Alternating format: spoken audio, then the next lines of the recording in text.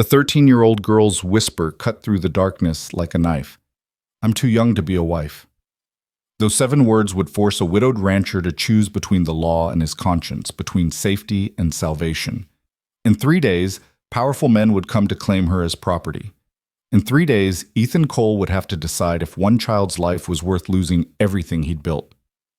This is the story of the girl who refused to be silenced, and the man who chose to listen when no one else would. Before we begin, if you're watching from anywhere in the world, drop your city in the comments below. I want to see how far this story travels.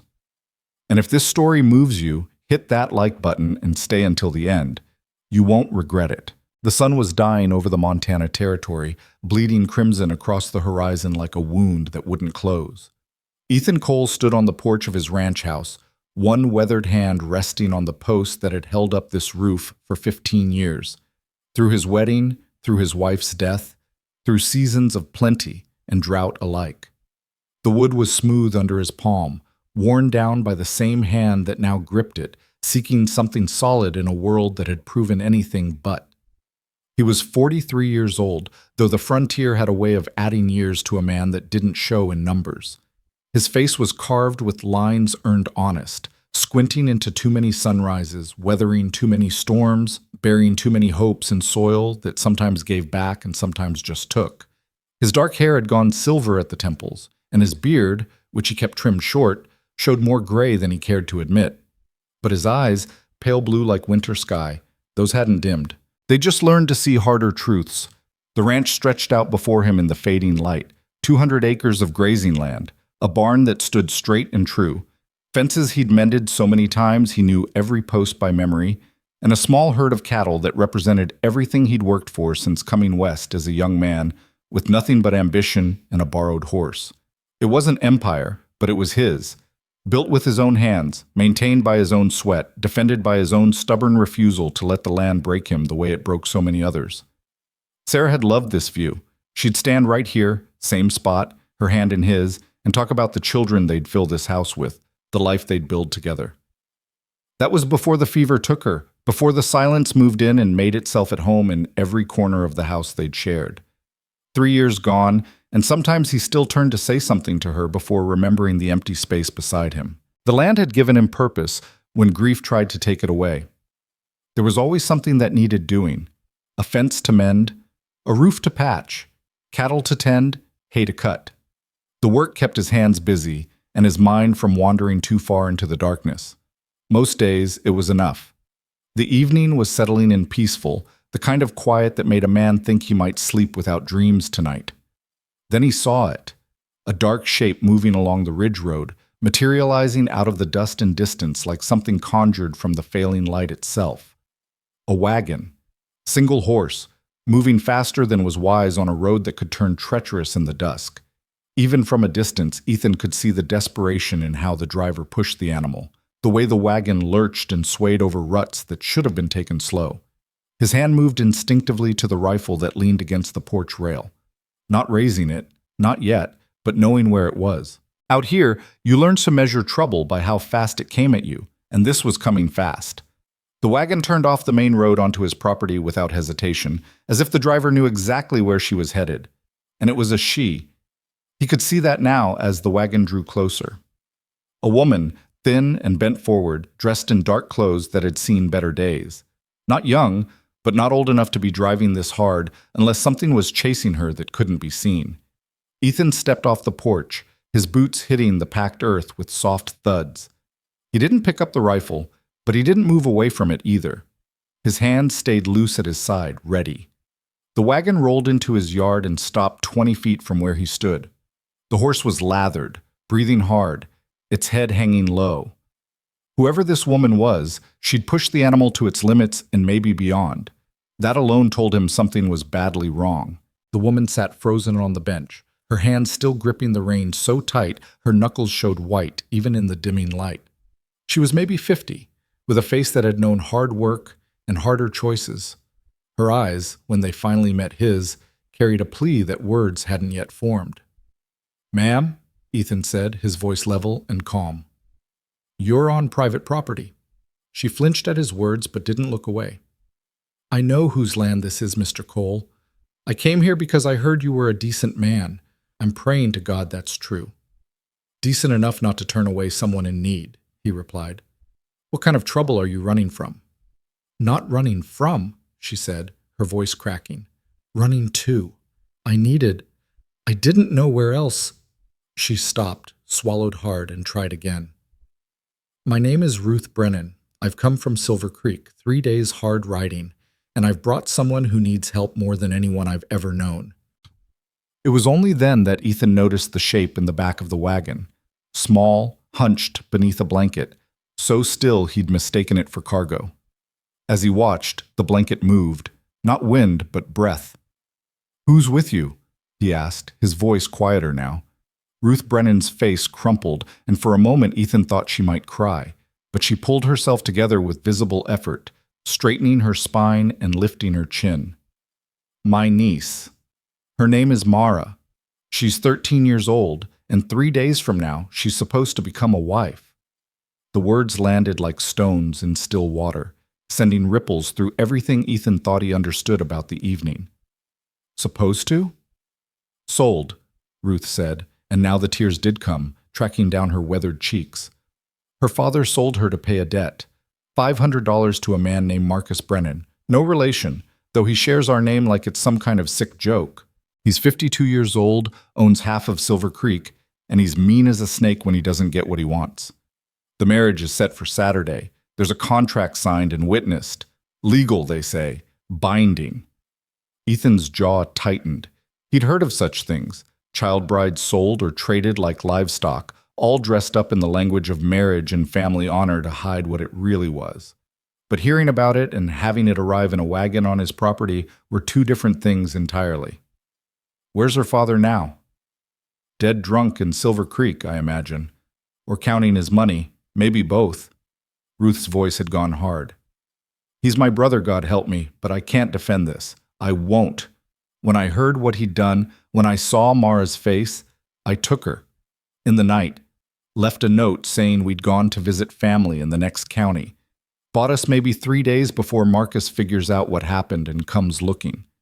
And you brought her here because I heard you were the kind of man who'd stand up when it mattered. Because your wife, God rest her soul, she helped my cousin once when no one else would.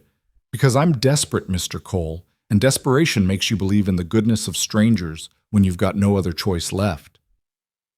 Ethan looked at the shape in the wagon, still motionless beneath the blanket.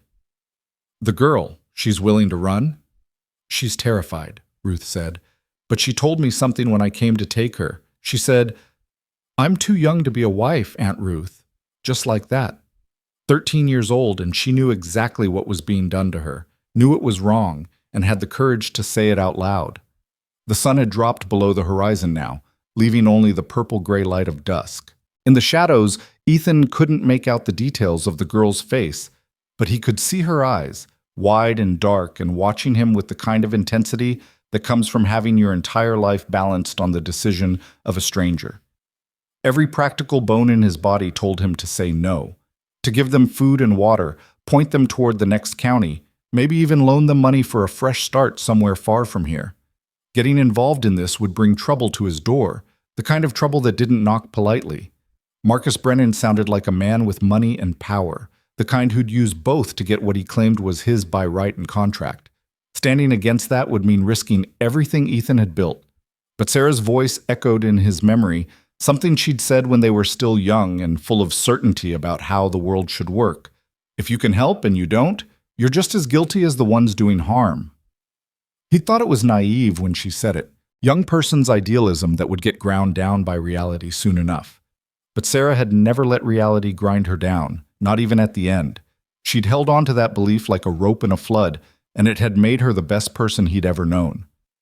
Get down from the wagon, Ethan said finally. Both of you, let's talk inside. Ruth Brennan's shoulders sagged with relief so profound it seemed to take years off her face. Thank you. Thank you, Mr. Cole. Don't thank me yet, he interrupted. I haven't agreed to anything except a conversation. Now come on before the dark settles in complete. He watched as Ruth climbed down from the wagon, her movement stiff from long hours of driving. Then she reached up to help the figure in the back, murmuring soft words that Ethan couldn't quite hear. The girl who emerged from beneath the blanket was small, even for 13. Her dark hair hung in tangled waves around a face that might have been pretty if it wasn't so hollowed out by fear and exhaustion. She wore a simple dress that had been mended multiple times, and her feet were covered in boots at least 2 sizes too large. But it was her eyes that struck Ethan, old eyes in a young face, the kind that came from seeing things no child should see. She looked at him with a mixture of hope and terror, and Ethan felt something shift in his chest. This wasn't theoretical anymore. This wasn't a story he'd heard in town or a problem that belonged to someone else.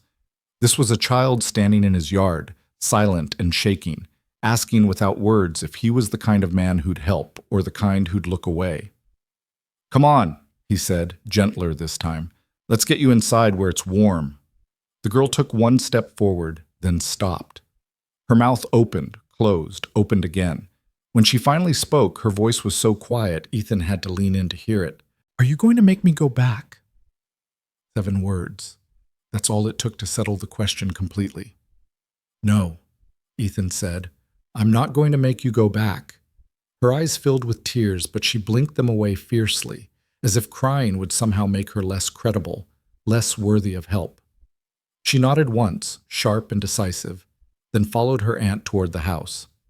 Ethan stood in the yard for a moment longer, looking out at the darkening land.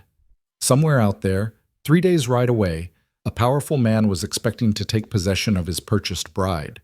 Somewhere closer, people were probably already starting to ask questions about Ruth Brennan's sudden departure with her niece. The clock was ticking, and when it ran out, trouble would come calling. He thought about Sarah, about the life they'd planned and the life he'd ended up with instead. He thought about the quiet years since her death, the safe years, where the biggest risks he took were financial, and the only person who could get hurt was himself. Then he thought about a 13-year-old girl whispering, "I'm too young to be a wife," and he knew that safety had just become a luxury he could no longer afford. He turned and followed them into the house. Inside, the main room was simple but well kept. A stone fireplace dominated one wall, the mantel above it holding a few books and a tin cup Sarah had loved for reasons Ethan never quite understood. A solid table with 4 chairs sat in the center, and doors led off to a bedroom and a small kitchen. It wasn't much, but it was clean and warm and honest, built by hands that didn't believe in pretense. Ruth had guided Mara to one of the chairs, and the girl sat perched on its edge like a bird ready to take flight at the first sign of danger. Her hands were folded in her lap, gripping each other so tightly the fingers had gone white. Ethan moved to the fireplace and stirred the embers back to life, adding wood until flames caught and spread. The light pushed back the shadows and brought warmth to the room, but it didn't touch the cold fear in Mara's eyes. "You hungry?" he asked, directing the question to both of them, but looking at the girl. Mara shook her head quickly, but Ruth answered for her. "We haven't eaten since morning. Didn't want to stop, but I don't want to impose more than we already—" "It's not imposing if I'm offering," Ethan said. He moved to the kitchen and returned with bread, cheese, and dried meat, simple food but filling. He set it on the table between them. "Eat, then we'll talk about what comes next." Ruth reached for the food immediately, but Mara just stared at it as if she'd forgotten what eating was for. Her aunt cut a piece of bread, added cheese, and pressed it into the girl's hands with a gentle firmness that spoke of long practice in caring for stubborn children. "Eat, sweetheart," Ruth murmured. "You need your strength." Mara took a small bite, mechanical and joyless. But she took another, and slowly something in her posture relaxed. Just a fraction, but enough that Ethan could see the child beneath the terror. He sat down across from them, giving them space but staying close enough to talk. For a few minutes, no one spoke. The only sounds were the fire crackling and the quiet noises of eating. Ethan had learned long ago that silence could be kinder than words, that sometimes people needed to gather themselves before they could speak the truths that mattered. It was Mara who broke the silence. "My father said I should be grateful." Her voice was stronger now, though still quiet. "He said Marcus Brennan was a respectable man, that I'd have a good home, fine dresses, everything a girl could want. He said I was lucky." She looked up at Ethan, and her eyes were blazing with an anger that sat strange on such a young face. I'm 13 years old. I still play with my rag doll sometimes when I think no one's watching. I don't know how to run a house or please a husband or any of the things they say I'll need to know, and I'm supposed to feel lucky that a man old enough to be my grandfather wants to—" She stopped, her voice breaking. "I'm too young. I told my father that. I begged him, but he wouldn't listen. The money was all he cared about." Ruth reached over and took her niece's hand, holding it tight. "Your father made a terrible choice, Mara, but it doesn't have to be your burden to carry." "The law says it is, Mara said bitterly. "The law says he can sell me like cattle and call it marriage, and there's nothing I can do about it." Ethan had been listening carefully, his expression neutral, but now he leaned forward slightly. "Tell me about Marcus Brennan. Not what your father said about him. What you know." Mara's hand trembled in her aunt's grip. "He owns the Silver Creek Mining Company. Half the town works for him, and the other half owes him money. When he wants something, he gets it. People who stand against him—" She paused, choosing her words carefully. "There was a man who tried to organize the miners for better wages. They found him beaten near to death in an alley. No one was ever arrested." "And the sheriff?" "On Brennan's payroll," Ruth interjected, "along with the judge, the mayor, and anyone else with any authority. Silver Creek is his town, Mr. Cole. He built it, and he runs it like a kingdom." Ethan sat back, processing this. He'd known men like Brennan, men who mistook wealth for righteousness and power for permission. They were the kind who'd wrap their cruelty in legal language and call it legitimate business. Fighting them meant fighting the entire system they'd built around themselves. "Why you?" he asked Mara directly. "Why did Brennan want you specifically?" The girl's face colored with shame, and she looked down at the table. It was Ruth who answered. "Because she's young, because she's beautiful in a way that will only grow more so, and because—" Ruth's voice hardened. "Because Marcus Brennan's last 3 wives all died within 5 years of marrying him. Accidents, he called them. Falls, illnesses, a mysterious fire, each one younger than the last. Mara would be number 4. The temperature in the room seemed to drop. Ethan's hands, resting on the table, curled into fists. "The authorities know about this?" "Know about it? They helped write the marriage contract." Ruth's laugh was bitter as ash. "Brennan spreads enough money around that people see what he wants them to see. And what he wants them to see is a respectable businessman offering security to a girl from a poor family. Never mind that she's barely more than a child. Never mind that his previous wives all met convenient ends. The law is on his side, and that makes it all proper and legal." Ethan stood and walked to the window, looking out at the darkness beyond. His reflection stared back at him from the glass, a man who'd been content to mind his own business, tend his land, and let the world's ugliness stay beyond his borders. That man seemed very far away now. "If I help you," he said slowly, not turning around, "Brennan will come for me. He'll bring the law, the contract, and probably armed men to back it up. He'll destroy everything I've built here if he can. You understand that?" "Yes," Ruth said quietly. "And you still came anyway." "Because I didn't know where else to go. Because I've heard you're a good man, and I'm betting everything on that being true." Ethan turned back to face them. "Good men die out here same as bad ones. Probably easier, because they hesitate when hard men don't." "I know," Ruth said, "but they die standing up. That counts for something." Mara had been quiet during this exchange, her eyes moving between the 2 adults like she was watching a trial that would determine her fate. Now she spoke, her voice small but steady. "I can go back if I have to. If it means you'll be safe, Mr. Cole.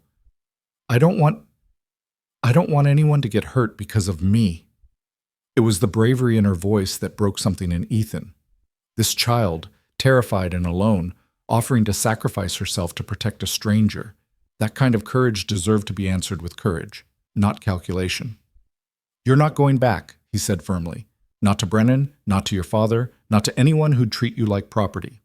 That's decided." "But that's decided," he repeated, and this time his voice carried the weight of absolute certainty. "Now we need to figure out how to make it stick." Ruth's relief was palpable, but she kept her composure. "What do you suggest?" Ethan returned to the table and sat down. "First thing, You can't stay here. Brennan will come looking, and this ranch is too exposed to defend if he brings enough men, but I've got a place he won't think to look. A cellar beneath the barn, built it years back for storing supplies during hard winters. It's hidden, secure, and most importantly, it's not on any property maps or records. Mara can stay there while we figure out the next move. A cellar? Mara's voice was uncertain. Like, underground? It's better than it sounds, Ethan assured her. Dry, warm enough with blankets, and there's a ventilation shaft that brings in fresh air. I'll bring you food and water, and you'll be safe. That's what matters most right now. For how long? As long as it takes to find a permanent solution. Might be days, might be longer. Can you handle that? Mara looked at her aunt, then back to Ethan. She nodded slowly. I can handle it. I've handled worse. Something in the way she said it made Ethan wonder what worse meant in her short life. But that was a question for another time. What about me? Ruth asked. If I disappear, it'll confirm their suspicions that I took her. You can't disappear completely, Ethan agreed. But you can't stay here either. Tomorrow you'll head to Lewiston. It's 2 days' ride north. Tell anyone who asks that you were visiting family, that Mara stayed behind in Silver Creek, and you don't know anything about her running away. Make yourself visible. Establish that you were nowhere near here when she vanished. You want me to lie? I want you to survive, Ethan said bluntly. If Brennan thinks you helped her escape, he'll make you tell him where she is. Better he thinks you're as confused as everyone else. Ruth's face showed her internal struggle, but she eventually nodded. All right, but Mara will be safer here than anywhere else you could take her. I give you my word on that. The three of them sat in the firelight, bound together by a choice that would ripple outward in ways none of them could yet predict. Outside, the Montana night had settled in complete, vast and dark, and full of distance. Somewhere in that darkness, Marcus Brennan was probably sleeping soundly, secure in his belief that in 3 days he'd have what he'd purchased. He was in for a surprise. Ethan stood and gestured toward the door. Come on, I'll show you the cellar now, while there's no chance of being seen. Better you know where you're going before the need becomes urgent. They followed him out into the night. The air had turned cold, sharp enough to bite through clothing and raise goosebumps on exposed skin. The barn loomed ahead, a darker shadow against the star-scattered sky. Inside, the barn smelled of hay and horses and leather, honest smells that spoke of work and routine. Ethan lit a lantern, and warm light pushed back the shadows, revealing stalls and tools and the organized chaos of a working ranch. He led them to the far corner, where hay bales were stacked against the wall. With practiced efficiency, he moved the bales aside, revealing a trapdoor cut into the floor. The hinges were well-oiled and opened silently, showing stairs descending into darkness. Watch your step, Ethan said, holding the lantern high. Stairs are solid, but they're steep. He descended first, and the others followed carefully. The cellar was larger than Mara had expected, maybe 12 feet square, with a ceiling high enough that Ethan could stand upright. Shelves lined one wall, still holding preserved food from previous years. A cot sat in one corner, covered with clean blankets. A small table and chair occupied the center, and in the far corner, a pipe extended up through the ceiling, the ventilation shaft Ethan had mentioned. It's not a palace, Ethan said, setting the lantern on the table. But it's dry and hidden. The trap door, when covered with hay, is invisible unless you know exactly where to look, and the ventilation shaft exits up in the barn rafters, hidden by the roof structure. You could have a dozen men searching this barn, and they'd never find you down here. Mara walked slowly around the space, her hand trailing along the rough wooden walls. How long did your wife have to hide here? She asked suddenly. Ethan blinked, surprised. What makes you think Sarah ever— You built this too well for just storage, Mara interrupted quietly. The ventilation, the cot, the way the trap door is disguised. This was built to hide someone. And you said she helped my aunt's cousin once. I just figured— She was perceptive, this girl, sharper than her circumstances might suggest. You're right, Ethan admitted. During the war years, this ranch was a stop on a different kind of journey. Sarah helped people who needed to disappear for a while. This cellar kept them safe until they could move on. Slaves? Ruth asked softly. People, Ethan corrected. Just people looking for freedom. Sarah believed everyone deserved a chance at that, regardless of what the law said at the time. Mara ran her hand over the cot, her expression thoughtful. She sounds like she was brave.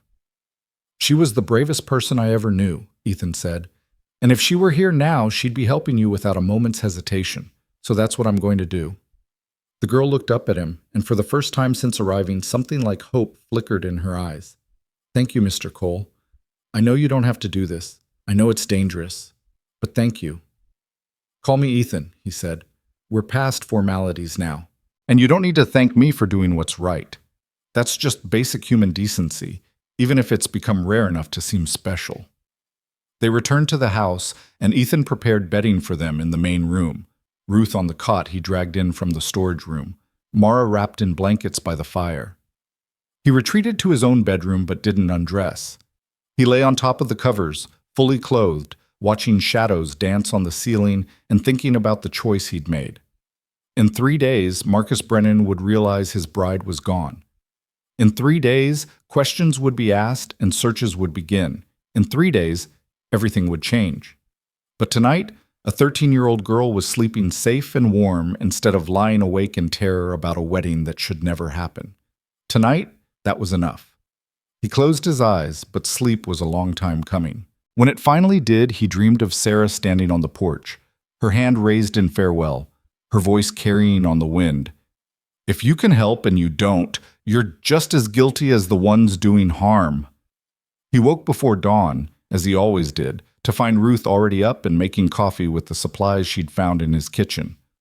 Mara still slept by the dying fire, curled into herself like she was trying to take up as little space as possible in the world. I'll leave within the hour, Ruth said quietly, handing him a cup. The sooner I'm gone, the better. Make it look like I was never here. Agreed. Take the main road north, stop in settlements along the way. Make sure people see you and remember you somewhere that isn't here. And Mara? I'll move her to the cellar after you go. Bring her food twice a day, more if she needs it. She won't be comfortable, but she'll be safe. Ruth nodded, then hesitated. Mr. Cole, Ethan, I need to ask you something. When Brennan comes, and he will come, what are you going to do? I'm going to protect that girl. Even if it means violence? Ethan looked at her steadily over the rim of his coffee cup. I didn't say I was looking for violence. I said I'd protect her. But if violence comes looking for me, I won't turn away from it either. That's what I was afraid you'd say, Ruth murmured. Be careful. Marcus Brennan doesn't fight fair. Neither do I when someone threatens what I'm protecting. They woke Mara as the sun began to paint the eastern sky with pale light. The girl was groggy and confused at first, then remembered where she was and why, and the fear returned to settle behind her eyes like a permanent resident. Ruth knelt beside her niece and pulled her into a fierce embrace. I have to go now, sweetheart, but you're going to be safe here. Ethan will take care of you, I promise. When will I see you again? Mara's voice was muffled against her aunt's shoulder. I don't know, but you will. This isn't forever, just until we can find a better way. Can you be brave a little longer? Mara pulled back and wiped her eyes. I'll try. That's my girl. Ethan walked Ruth out to her wagon. The horse had been fed and watered and looked considerably better than it had the night before. Ruth climbed up onto the bench and gathered the reins, then looked down at Ethan with an expression that mixed gratitude and guilt in equal measure. I'm sorry for bringing this trouble to your door, she said. You brought a child who needed help. That's not trouble, that's opportunity. Opportunity to do the right thing. Now go, before someone sees you here. She nodded and snapped the reins. The wagon rolled forward, picking up speed as it headed toward the main road. Ethan watched until it disappeared over the ridge, then turned back to the house where a 13-year-old girl waited to be hidden away like contraband. Inside, Mara had gathered her few belongings, a small bundle of clothes and the rag doll she'd mentioned, a faded thing that had clearly been loved hard and long. Ready? Ethan asked.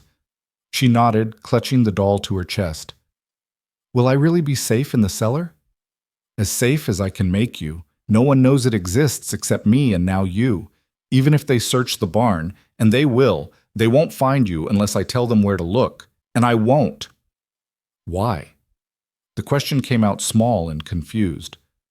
Why are you doing this for someone you don't even know? Ethan considered the question carefully. Because my wife taught me that turning away from injustice makes you part of it. Because you're a child who deserves a childhood, not a forced marriage to a dangerous man. And because when you said you were too young to be a wife, you were absolutely right. Nobody should be able to argue with that truth. But since they did, someone needed to listen. Might as well be me. Mara's eyes filled with tears again, but she blinked them back. I'll try not to be trouble. You're not trouble. You're a person who deserves better than what you got. Now come on, let's get you settled before the day gets going and there's any chance of unwanted eyes. They walked to the barn together, Ethan carrying extra blankets and a basket of food. In the daylight, the barn looked ordinary, innocent, just another building on a working ranch. No one would suspect what it held. He opened the trap door and lit the lantern below, then helped Mara down the stairs. In the cellar, she looked even smaller, more vulnerable. He set down the supplies and showed her where everything was: food, water, extra blankets, the chamber pot hidden behind a curtain in the corner. I'll come twice a day, he said, morning and evening, when there's least chance of being observed. If you need anything urgent, there's a bell rope here. He indicated a cord hanging near the cot. That rings up in my house. But only use it if it's truly an emergency. Sound carries, and we can't risk anyone hearing. I understand. And Mara? If someone does find you, if somehow they get past me and discover the cellar, you tell them I forced you to hide here. You tell them you were too scared of me to resist.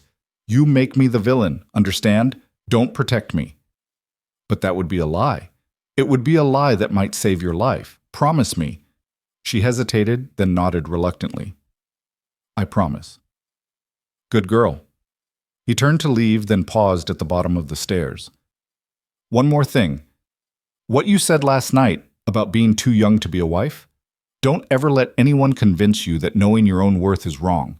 You spoke truth to power, and that takes more courage than most adults ever manage. Be proud of that. Then he climbed the stairs, closed the trap door, and carefully rearranged the hay bales until no trace of the entrance remained. He stood in the quiet barn listening. Nothing. No sound from below, no indication that anything was different than it had been yesterday. Perfect. The day progressed with deliberate normalcy. Ethan tended his cattle, mended a section of fence that had been nagging at him for weeks, rode his property line checking for problems. To anyone watching, and he had to assume someone might be, he was just a rancher going about his business. Nothing unusual, nothing suspicious. But his mind never stopped working on the problem. In 2 days, Brennan would realize Mara was gone. In 3, he'd start making serious efforts to find her. How long before those efforts reached this ranch? How long before Ethan would have to look powerful men in the eye and lie convincingly about harboring a runaway child bride? That evening, he brought Mara her meal and found her sitting at the small table, teaching herself letters by the light of the lantern. She'd found an old Bible on the shelves, one Sarah had kept down here for the people they'd hidden, and was sounding out words with fierce concentration. How are you holding up? Ethan asked, setting down the food. It's quiet, she said, but quiet is better than scared. And I'm good at being alone, had lots of practice. Something in her tone made Ethan pause. Your father, did he hurt you? Beyond the selling, I mean. He drank, she said simply. When he drank, he got mean. Not hitting mean, mostly, just words mean. Telling me I was worthless, that I was lucky anyone would want me at all. That I should be grateful Marcus Brennan was willing to take someone as pathetic as me off his hands. She looked up, her young face hard. I stopped believing him about 6 months ago. Figured out that people who tear you down are usually trying to make themselves feel bigger. But it still hurt. Words like that always hurt, Ethan agreed, even when we know they're lies. Are they lies, though? Mara's voice was small. Maybe I am worthless. Maybe that's why this is happening. Ethan pulled out the other chair and sat down heavily. Listen to me, Mara. You are not worthless. What's happening to you isn't happening because of anything you did or didn't do, anything you are or aren't. It's happening because your father made a terrible choice, and Marcus Brennan is a predator who uses law and money to take what decent men wouldn't dream of taking. That's on them. All of it. Not one bit of it is on you. She stared at him with those old young eyes. How do you know? Because I've seen enough of the world to know the difference between guilt and victimhood. You're a child caught in adult ugliness, and the fact that you had the clarity to say you were too young shows me you've got more wisdom than the men who tried to own you." A tear slipped down her cheek, then another. This time she didn't try to stop them. "I'm scared, Ethan. I'm so scared all the time. What if they find me? What if Brennan makes you tell? What if... Hey!" He reached across the table and took her hand carefully, gently, the way you'd handle something precious and breakable. "Fear is smart right now. Fear keeps you careful. But don't let it convince you that you're powerless, because you're not. You ran. You asked for help. You spoke your truth. That's power, Mara. That's your power, and no one can take it from you." She gripped his hand tight, this small, scared, impossibly brave girl. And Ethan made a silent promise to the memory of his wife, to the conscience he'd tried to ignore for too long, to the simple human decency that separated men from monsters. He would protect this child, whatever it cost, even if it cost everything. The first full day passed in a rhythm of careful deception. Ethan rose before dawn, as was his habit, and went through the motions of ranch work with deliberate visibility. He rode to town for supplies, nodded to neighbors, made himself seen and unremarkable. Just another widower rancher buying flour and coffee, nothing worth remembering. When old Jack Peterson asked if he'd heard anything about the Brennan girl gone missing from Silver Creek, Ethan shook his head with practiced indifference. "News travels fast," he said, loading a sack of grain onto his horse. "Brennan's offering a reward," Jack said, leaning against the post with the casual posture of a man settling in for gossip. $200 for information leading to her return. Says she was abducted by her aunt, got the sheriff involved in everything. Ethan kept his face neutral, though his hands tightened on the rope securing his supplies. $200 is serious money. Guess he really wants her back. Well, she is his bride-to-be. Contract signed and everything, legal as Sunday. Jack spat tobacco juice into the dirt. Though between you and me, something don't sit right about a man his age marrying a girl that young. My granddaughter's 13. Can't imagine. Yeah, Ethan agreed quietly. Can't imagine. He rode home with the news sitting heavy in his gut. $200 was enough to make good men think twice about what they knew and didn't know. Enough to make neighbors start watching each other more carefully. The net was tightening faster than he'd hoped. That evening, when he brought Mara her meal, he found her pacing the small cellar like a caged animal. The lantern light caught the sheen of sweat on her forehead despite the cool temperature underground. "You need to stay still," Ethan said, setting down the tray. "Sound carries through floorboards. If someone's in the barn above—" "I know," she interrupted, her voice tight. "I know, I'm trying, but it's so quiet down here. Too quiet. My thoughts get loud when everything else is silent." He understood that. After Sarah died, the silence of the house had been unbearable. He'd taken to talking to the horses just to hear a voice, even if it was his own. "Tell me about something good," he said, surprising himself. "Something from before all this. A happy memory." Mara stopped pacing and looked at him suspiciously, as if happiness might be a trap. Then her face softened slightly. "My mother," she said quietly. "Before she died, when I was little. She used to sing while she worked.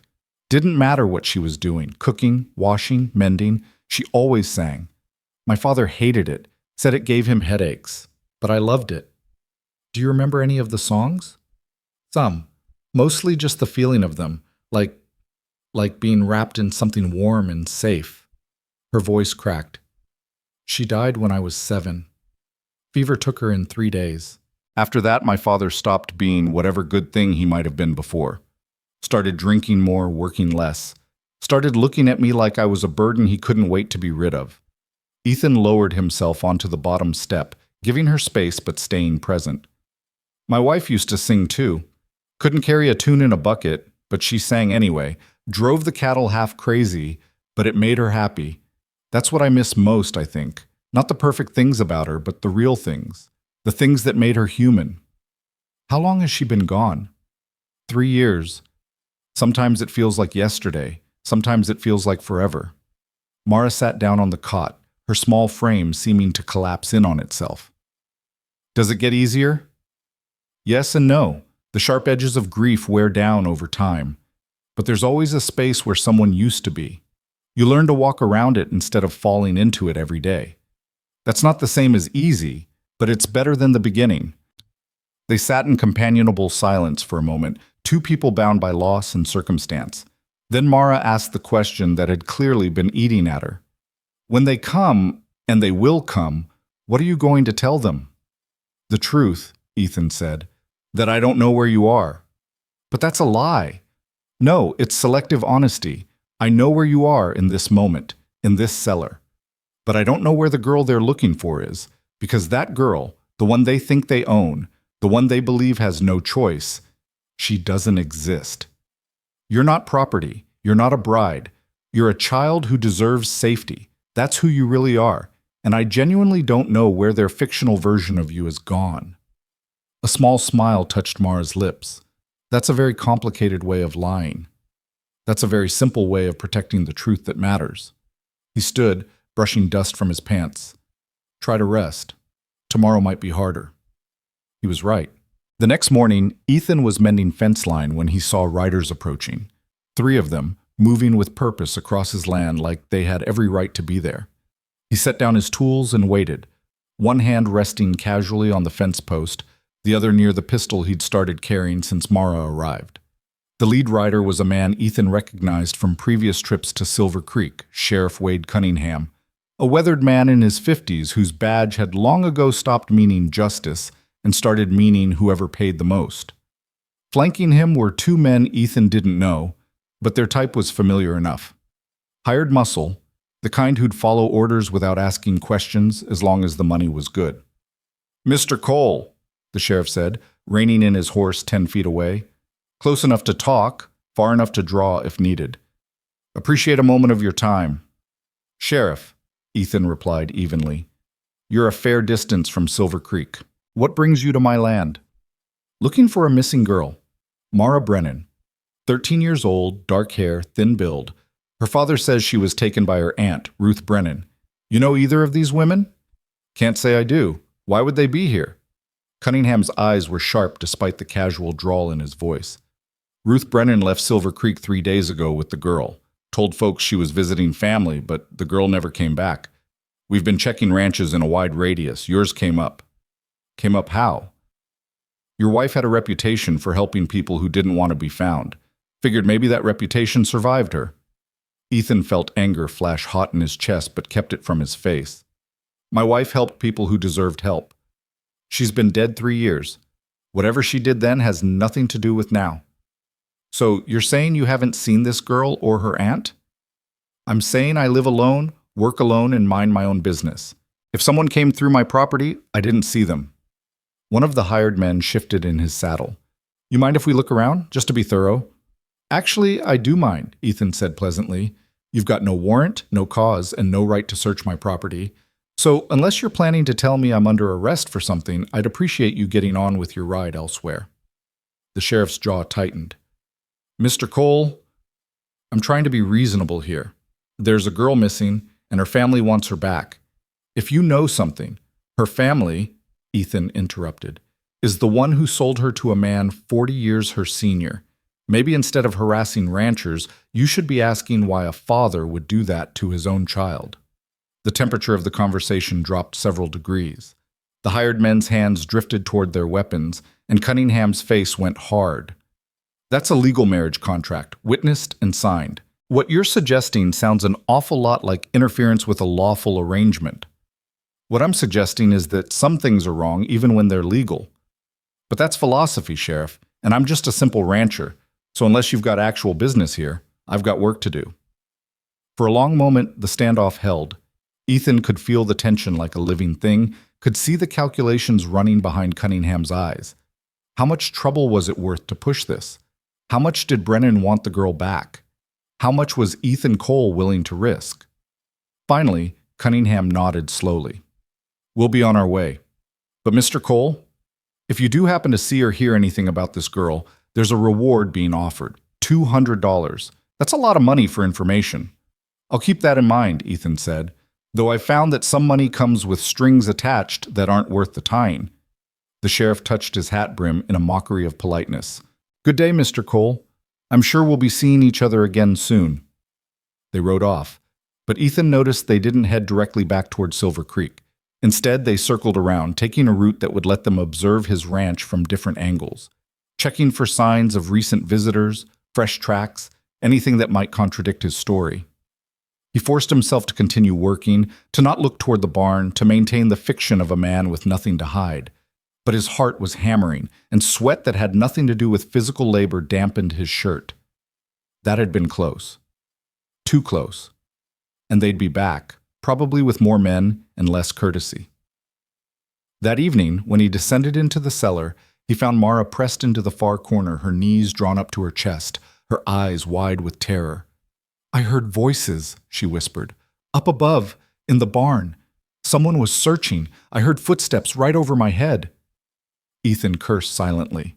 So they had searched, probably while he was distracted with the sheriff. Snuck one man around while the other two kept him talking. Standard intimidation tactic. "But they didn't find you," he said firmly. "The cellar held. You're safe." "For how long?" Her voice rose, skating toward panic. "They know something. They'll keep coming back. Maybe next time with more men. Maybe next time they'll—" "Mara." He crossed the cellar and knelt in front of her, meeting her eyes directly. "Listen to me. I knew this would happen.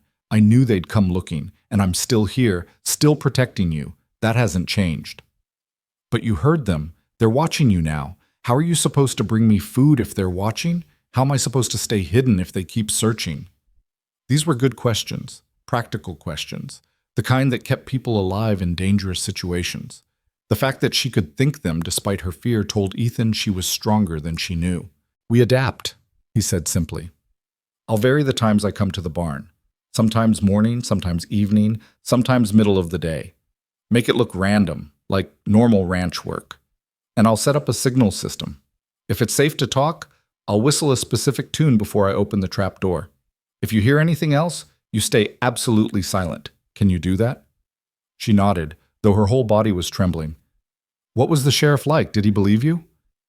"Doesn't matter if he believed me. Matters that he couldn't prove otherwise. And he can't, not without evidence. All he has is suspicion, and suspicion won't stand up to a determined lie." "I hate this," Mara said suddenly, fiercely. "I hate hiding like I did something wrong. I hate that they get to hunt me like an animal. I hate that you have to lie for me, risk everything for me, when all I did was refuse to be sold like cattle." "I know," Ethan said quietly. "The unfairness of it burns, doesn't it? But hate's just another kind of fire, Mara. It can keep you warm or it can consume you. You get to choose which. How do you choose warm? By remembering what you're fighting for. Not against Brennan, not against your father, not even against the law.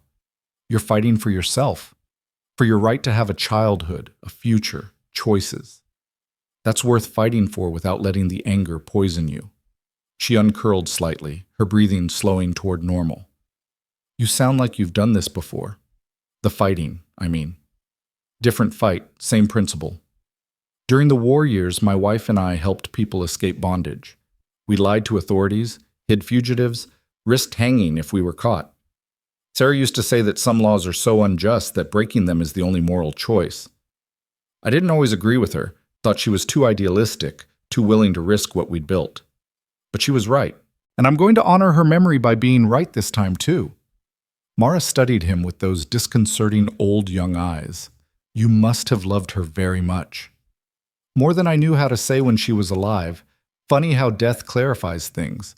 Makes you realize you should have been braver, should have stood stronger for what mattered. I can't go back and be better for her, but I can be better now, for you. Maybe that's a kind of redemption." "I don't think you need redemption," Mara said softly. "I think you're already good." "Good is a daily choice, not a permanent state. Now eat something. You're going to need your strength for whatever comes next."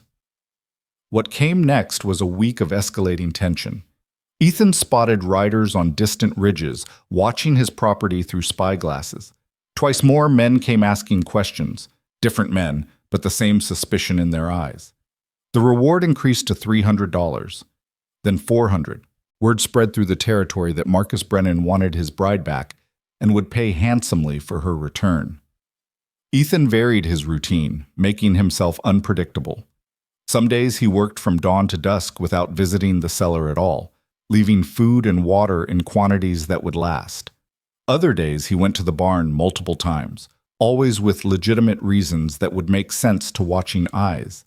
He became hyper-aware of every sound, every movement on his property, every change in the patterns of birds and animals that might indicate human presence. Mara, trapped underground, was going quietly stir-crazy. When he could visit safely, he found her teaching herself to read better using Sarah's old Bible, or exercising in the small space to keep her body from weakening. But the isolation was wearing on her. She stopped sleeping well, jumped at every sound, and developed a hollow look around her eyes that reminded Ethan of prisoners he'd seen during the war. "I need you to tell me the truth," she said one evening when he brought her dinner. "Do you think this can actually work? Or are we just delaying the inevitable?" He could have offered comfortable lies, but she deserved better. "I think we've bought time. How much time? I don't know. But every day you're not with Brennan is a day you're safe, and that matters. As for what happens long term," he paused, choosing words carefully, "we need a permanent solution. Hiding you here forever isn't sustainable." "What kind of solution?" "I've been thinking about that. There are places, cities back east, territories out west, where you could start over. New name, new life. Places Brennan's reach doesn't extend." "You mean running away forever, never coming back, never seeing my aunt again, or anyone I knew?" "I mean surviving," Ethan said bluntly. "Is that fair?" "No." "Is it what you deserve?" "No. But it might be what's necessary." Mara was quiet for a long time, her food untouched. When she finally spoke, her voice was small and tired. "I used to dream about running away. Before all this, when my father was drunk and mean, I'd imagine just walking out the door and never looking back. But in those dreams, I was running toward something, adventure, freedom, a better life. This isn't running toward anything. It's just running away from the bad thing, forever and ever, always looking over my shoulder. Sometimes survival is enough of a goal." "Is it?" She looked up at him, and her eyes were full of something harder than fear. "Or does that make me a coward? Does that mean Brennan wins?" Staying alive when someone powerful wants you dead or controlled isn't cowardice, it's resistance, and Brennan doesn't win unless he breaks you. As long as you keep your spirit, keep your sense of self, he's lost the only thing that really mattered, your submission. "I don't feel very resistant," Mara admitted. "I feel scared and small and like everything's out of my control." "Fear and resistance aren't opposites," Ethan said. "The bravest people I've ever known were terrified most of the time. They just didn't let the terror stop them from doing what needed doing. You ran when you could have accepted your fate. You asked for help instead of giving up. You're surviving in a cellar underground instead of standing at an altar beside a monster. That's resistance, Mara. That's you fighting back the only way you can right now." She picked at her food, taking small bites. "My aunt sent a letter," Ethan continued. "Got it at the general store yesterday. She made it to Lewiston, established herself there like we planned. She's asking after you, carefully, without revealing she knows where you are, playing her part well. Does she hate me for this? For making her leave? For putting you in danger? She loves you enough to risk everything to save you. That's not hate, that's the opposite." He stood, preparing to leave. "Get some rest. Tomorrow I'm riding to town again, going to ask some careful questions about legal options. Maybe there's a way to challenge the contract, or—" "There isn't," Mara interrupted. "My father signed it. I'm a minor. In the eyes of the law, I'm his property to dispose of as he sees fit. Any lawyer will tell you the same thing. The law isn't the only kind of justice." "What other kind is there?" Ethan paused at the base of the stairs, his hand on the rough wood. "The kind that looks a child in the eye and asks what she wants for her own life. The kind that values human dignity over legal contracts. The kind my wife believed in even when it cost her everything. That kind of justice isn't written down anywhere, but it's real. And sometimes, when enough people stand up for it, it becomes stronger than what's written in law books." He left her with that thought, climbing the stairs and securing the trapdoor behind him. The barn was dark and quiet. The only sounds, the soft breathing of horses and the rustle of hay. He stood for a moment, letting his eyes adjust, checking for any signs of intrusion or watching eyes. Nothing. For now. Back in the house, he lit a single lamp and sat at the table with paper and pencil. He needed a plan. A real plan. Something beyond hiding and hoping. Ruth's letter had included something interesting.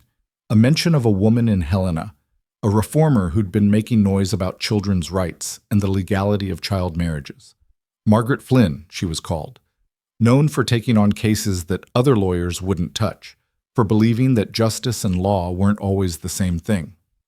It was a thread, thin and uncertain, but it was something. He began composing a letter, carefully worded to explain the situation without revealing too much in case the letter was intercepted. A hypothetical case, he wrote. A friend's niece in a difficult situation. Could she advise on legal options? He was sealing the envelope when he heard it, the sound of hoofbeats, multiple horses, moving fast toward his ranch. His hand went to the rifle, and he moved to the window, staying back from the lamplight so he wouldn't be silhouetted as a target. 6 riders this time, approaching in a loose formation that suggested military training or practiced intimidation. They pulled up in his yard, and the lead rider dismounted with the confidence of a man who expected compliance. Marcus Brennan himself had come calling. Ethan recognized him from descriptions he'd heard in town. Tall, barrel-chested, somewhere past 50, but carrying himself like a younger man. Expensive clothes, well-kept beard, eyes that assessed everything with the calculation of someone used to converting the world into assets and debts. Behind him, 5 men sat their horses with the easy posture of people comfortable with violence. Ethan opened the door before Brennan could knock, stepping out onto the porch with the rifle held loose but visible in his hands. "Mr. Brennan," he said evenly, "you're on my land without invitation." "Ethan Cole," Brennan replied, his voice smooth as creek stones. "Forgive the intrusion. I've come about a matter of some urgency. May we speak like civilized men?" "We can speak from exactly where we are. State your business." Brennan's smile didn't reach his eyes. "Very well. I'm looking for my bride-to-be, Mara Brennan. She was taken from Silver Creek by her aunt, and I have reason to believe they may have come this way. Have you seen either of them?" "Already answered that question for your sheriff. Answer hasn't changed." "Sheriff Cunningham can be overly respectful of property rights," Brennan said. "I'm a bit more direct. I'm offering $500 for information leading to Mara's return. That's serious money, Mr. Cole. Enough to make improvements to a ranch like this. New equipment, maybe expand your herd, all for a simple piece of information. And if I don't have that information? Then I'd have to wonder why a man who keeps to himself would refuse such a generous offer. Makes a person seem uncooperative." The threat was clear beneath the polite words.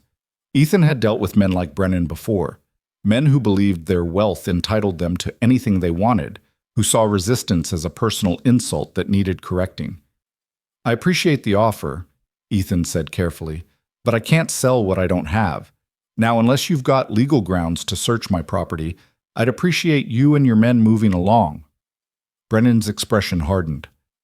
"Let me be clear, Mr. Cole. I will find that girl. She belongs to me by legal contract. Her father sold her to settle a debt, and I hold that debt. Whether she returns willingly or otherwise is immaterial. But those who help her, who hide her, who interfere with my legal right to claim what's mine, they'll find themselves facing consequences they can't imagine." "Consequences," Ethan repeated flatly. "That's an interesting word for threats. Not threats, promises. I own half of Silver Creek. I have judges, sheriffs, and legislators in my pocket. I can make your life very difficult, Mr. Cole. I can tie you up in legal battles until you lose this ranch. I can have you arrested on fabricated charges. I can make you wish you'd been more cooperative." He paused, letting the weight of his words settle. "Or you can simply tell me where the girl is, take your $500, and we all go about our business. Your choice." Ethan looked at the 5 men still mounted behind Brennan. They were waiting for a signal, ready to act on whatever order came. If this turned violent, he might get 1 or 2, but they'd overwhelm him eventually, and then they'd tear his ranch apart looking for Mara. But if he gave in now, if he let money or threats determine his actions, then everything Sarah had taught him about standing for what mattered would be proven hollow. He'd have to live with that betrayal for whatever years remained to him. Some choices weren't really choices at all. "I heard you out," Ethan said quietly. Now hear me. I don't know where your bride is, and I wouldn't tell you if I did. Because what you're doing, dressing up the purchase of a child in legal language and calling it marriage, that's evil, no matter how many contracts you've signed. So you can threaten me all you want, Mr. Brennan. You can bring your lawyers and your bought lawmen and your hired guns. But you're still not getting what you came for. Not from me. Not tonight. The silence that followed was absolute. Somewhere in the darkness, a coyote called, and the sound seemed to underline just how isolated Ethan's ranch was, how far from help or witnesses. Brennan's face had gone cold, empty of the pretense of civility. You're making a terrible mistake. Maybe, but it's my mistake to make. We'll see. Brennan remounted his horse with fluid ease. We'll see how long your principles hold when everything you've built starts crumbling around you. Enjoy your evening, Mr. Cole. What's left of it? They rode off into the darkness, and Ethan stood on his porch long after the sound of hoofbeats faded. His hands were shaking, not with fear exactly, but with the adrenaline aftermath of controlled violence that hadn't quite erupted. He'd made an enemy tonight, a powerful one, and there would be consequences. But in the cellar beneath his barn, a 13-year-old girl was safe for one more night.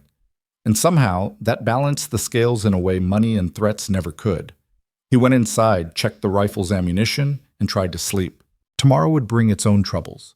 But tonight, he'd stood where Sarah would have wanted him to stand. That was enough to quiet his conscience, if not his fears. In the darkness underground, Mara had heard nothing of the confrontation, but she felt it somehow, the way animals sense storms before they arrive. She lay on her cot, clutching her rag doll, and prayed to anyone who might be listening that Ethan Cole's courage wouldn't cost him everything he'd built. Above ground, the stars wheeled through their ancient patterns, indifferent to human struggles. But somewhere in that vast Montana night, lines were being drawn that would determine whether justice or power would prevail. The standoff had begun in earnest, and there was no going back for anyone involved. Dawn broke gray and uncertain, the kind of morning that promised nothing good. Ethan had barely slept, his mind cycling through scenarios and contingencies, each one ending in variations of disaster. He rose stiff and unrested, moving through his morning routine with mechanical precision while his thoughts remained on the confrontation to come. Because it would come, Brennan had made that clear. The only question was when and how hard. The answer arrived with the sun still low on the horizon. This time, there was no pretense of courtesy, no slow approach to give warning.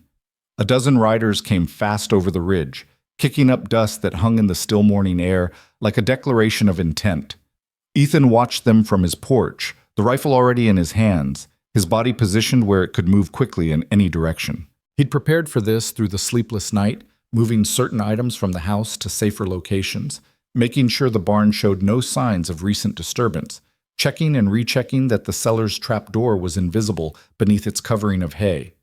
Sheriff Cunningham led the group this time, but Brennan rode beside him, and the men following carried themselves with the easy confidence of people who believed the law was on their side. Because it was. That was the bitter truth Ethan had to swallow. By every legal standard that existed in this territory, they had the right to search for Brennan's runaway bride, and Ethan had no right to interfere. They pulled up in a loose semicircle facing the porch, close enough to be intimidating, far enough to make a rifle shot ambitious. Cunningham dismounted, a paper clutched in his hand. Mr. Cole, he said formally, all the earlier casual politeness stripped away. I have here a warrant signed by Judge Morrison, authorizing the search of these premises for Mara Brennan, a minor child who has absconded from her legal guardian's custody. You will stand aside and permit this search, or you will be arrested for obstruction of justice. Those are your only options. Ethan looked at the paper without taking it, then at Brennan, who sat his horse with the satisfied expression of a man who'd already won. Legal guardian, Ethan said slowly. That's an interesting way to describe a man who bought a child like livestock. The nature of Mr. Brennan's relationship with his betrothed is not your concern, Cunningham replied. The law recognizes his claim. That's all that matters. Is it? Ethan's voice was quiet, but it carried. When did we decide the law was the same thing as right? When did having a piece of paper become more important than a child's safety? One of the riders, a younger man with nervous hands, shifted uncomfortably. Ethan caught the movement and pressed the advantage. "How many of you have daughters?" he called out, addressing the group. "Granddaughters? Nieces? How many of you would stand by and watch a 13-year-old girl get handed over to a man old enough to be her grandfather, all because some paper says it's legal?" "That's enough," Brennan cut in sharply. "Sheriff, execute your warrant. This man is clearly harboring a fugitive." "I'm harboring nothing but my own business on my own land," Ethan countered. "And I'm exercising my right to speak truth to power, which last I checked wasn't a crime even in Silver Creek." Cunningham's jaw worked, frustration and something that might have been shame warring across his weathered face. "Mr. Cole, I don't want trouble here. Step aside. Let us search. And if the girl's not here, we'll be on our way." "And if I refuse?" "Then I arrest you. We search anyway. And you spend time in a cell while your ranch sits unattended. Your choice." It wasn't really a choice, and they both knew it. If Ethan resisted, they'd overwhelm him, search at their leisure, and almost certainly find Mara.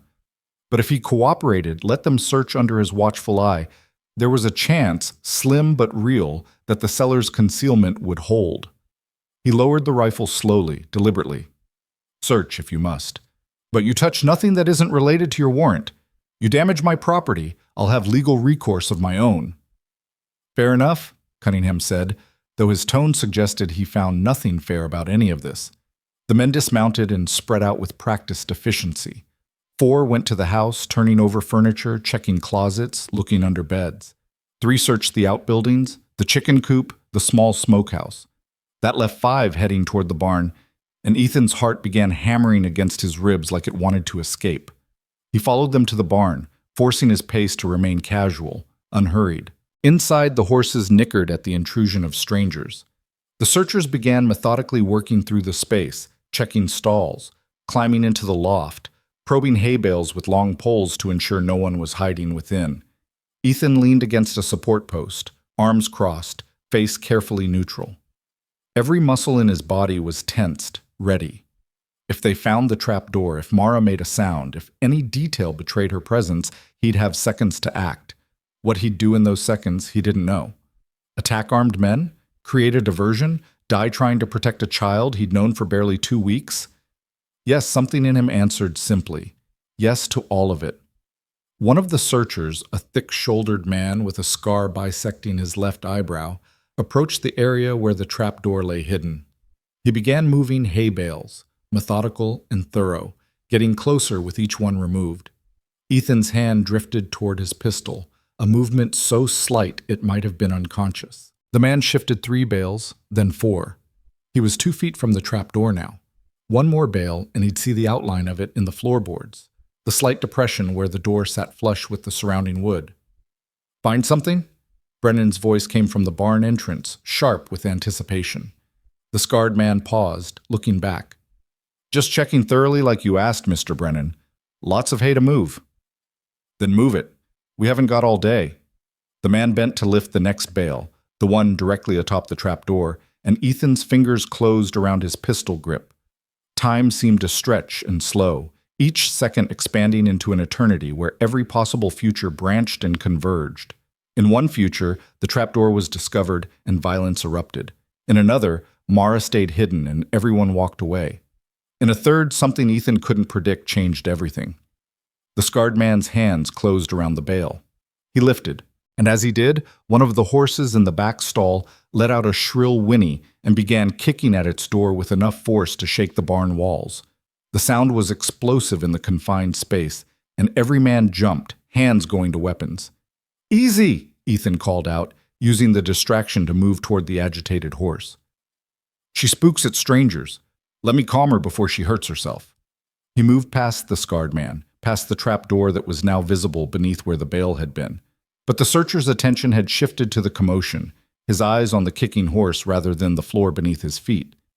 Ethan reached the stall and began murmuring to the mare in low, soothing tones, making a show of checking her over while his mind raced. The horse, Sally, a temperamental bay mare he'd bought cheap because of her unpredictable nature, continued her performance, tossing her head and rolling her eyes dramatically. Ethan had never been more grateful for an animal's bad temper. He worked slowly, drawing out the calming process, giving the searchers time to lose interest in that particular corner of the barn. And they did. The scarred man, satisfied that nothing was hidden in the hay pile he'd already disturbed, moved on to other areas. The bale that had covered the trap door remained where he'd set it, off to the side, leaving the door partially exposed. But in the dim light of the barn, with attention elsewhere, it blended into the floorboards like it was meant to be there. Ethan kept working with Sally, his hands steady despite the adrenaline screaming through his veins. Finally, he led her back into the stall and secured the door, then turned to find Brennan watching him with narrow, suspicious eyes.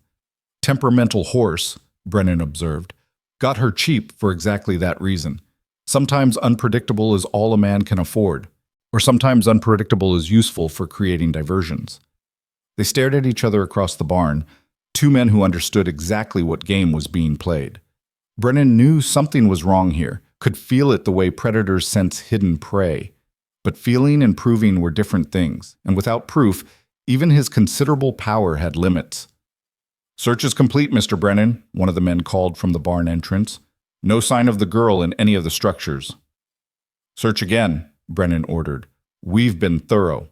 "I said search again. Every building, every corner. Someone doesn't defend an empty ranch this hard without reason." So they searched again, even more invasively this time.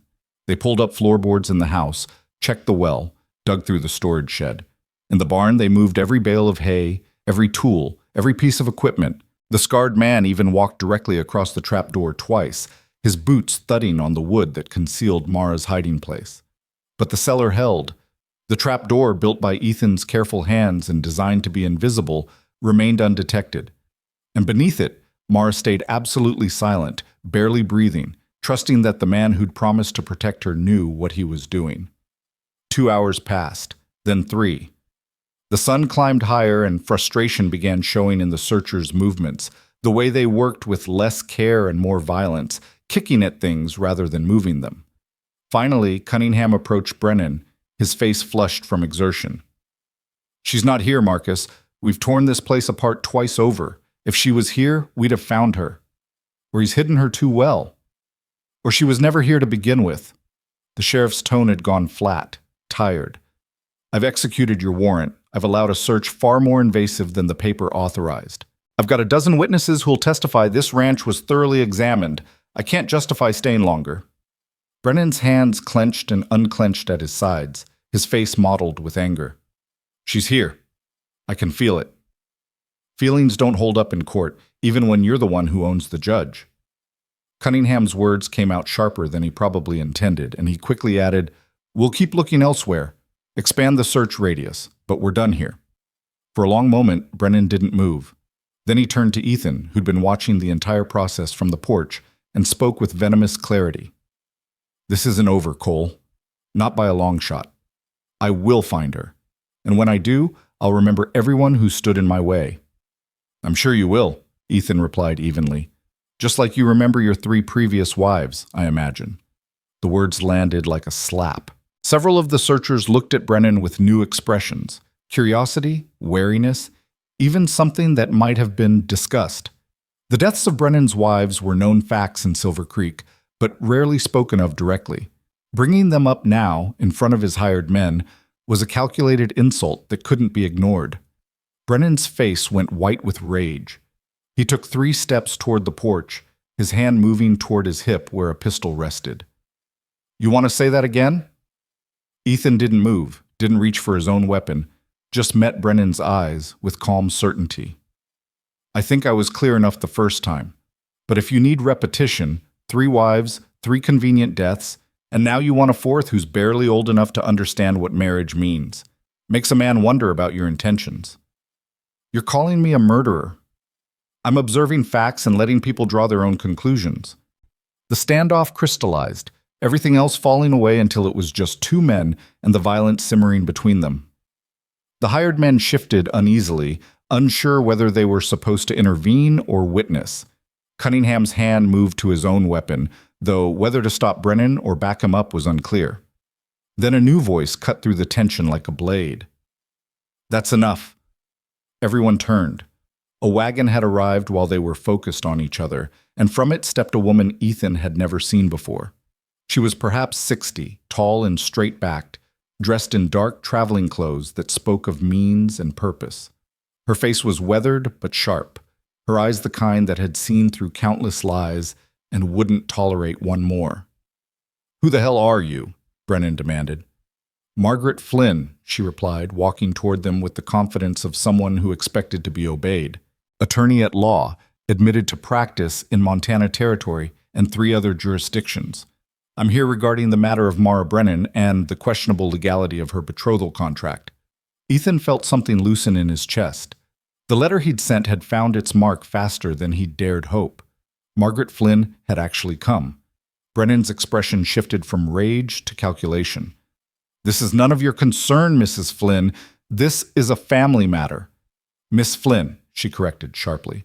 "And it became my concern when I received evidence that a child is being sold into marriage with a man 40 years her senior.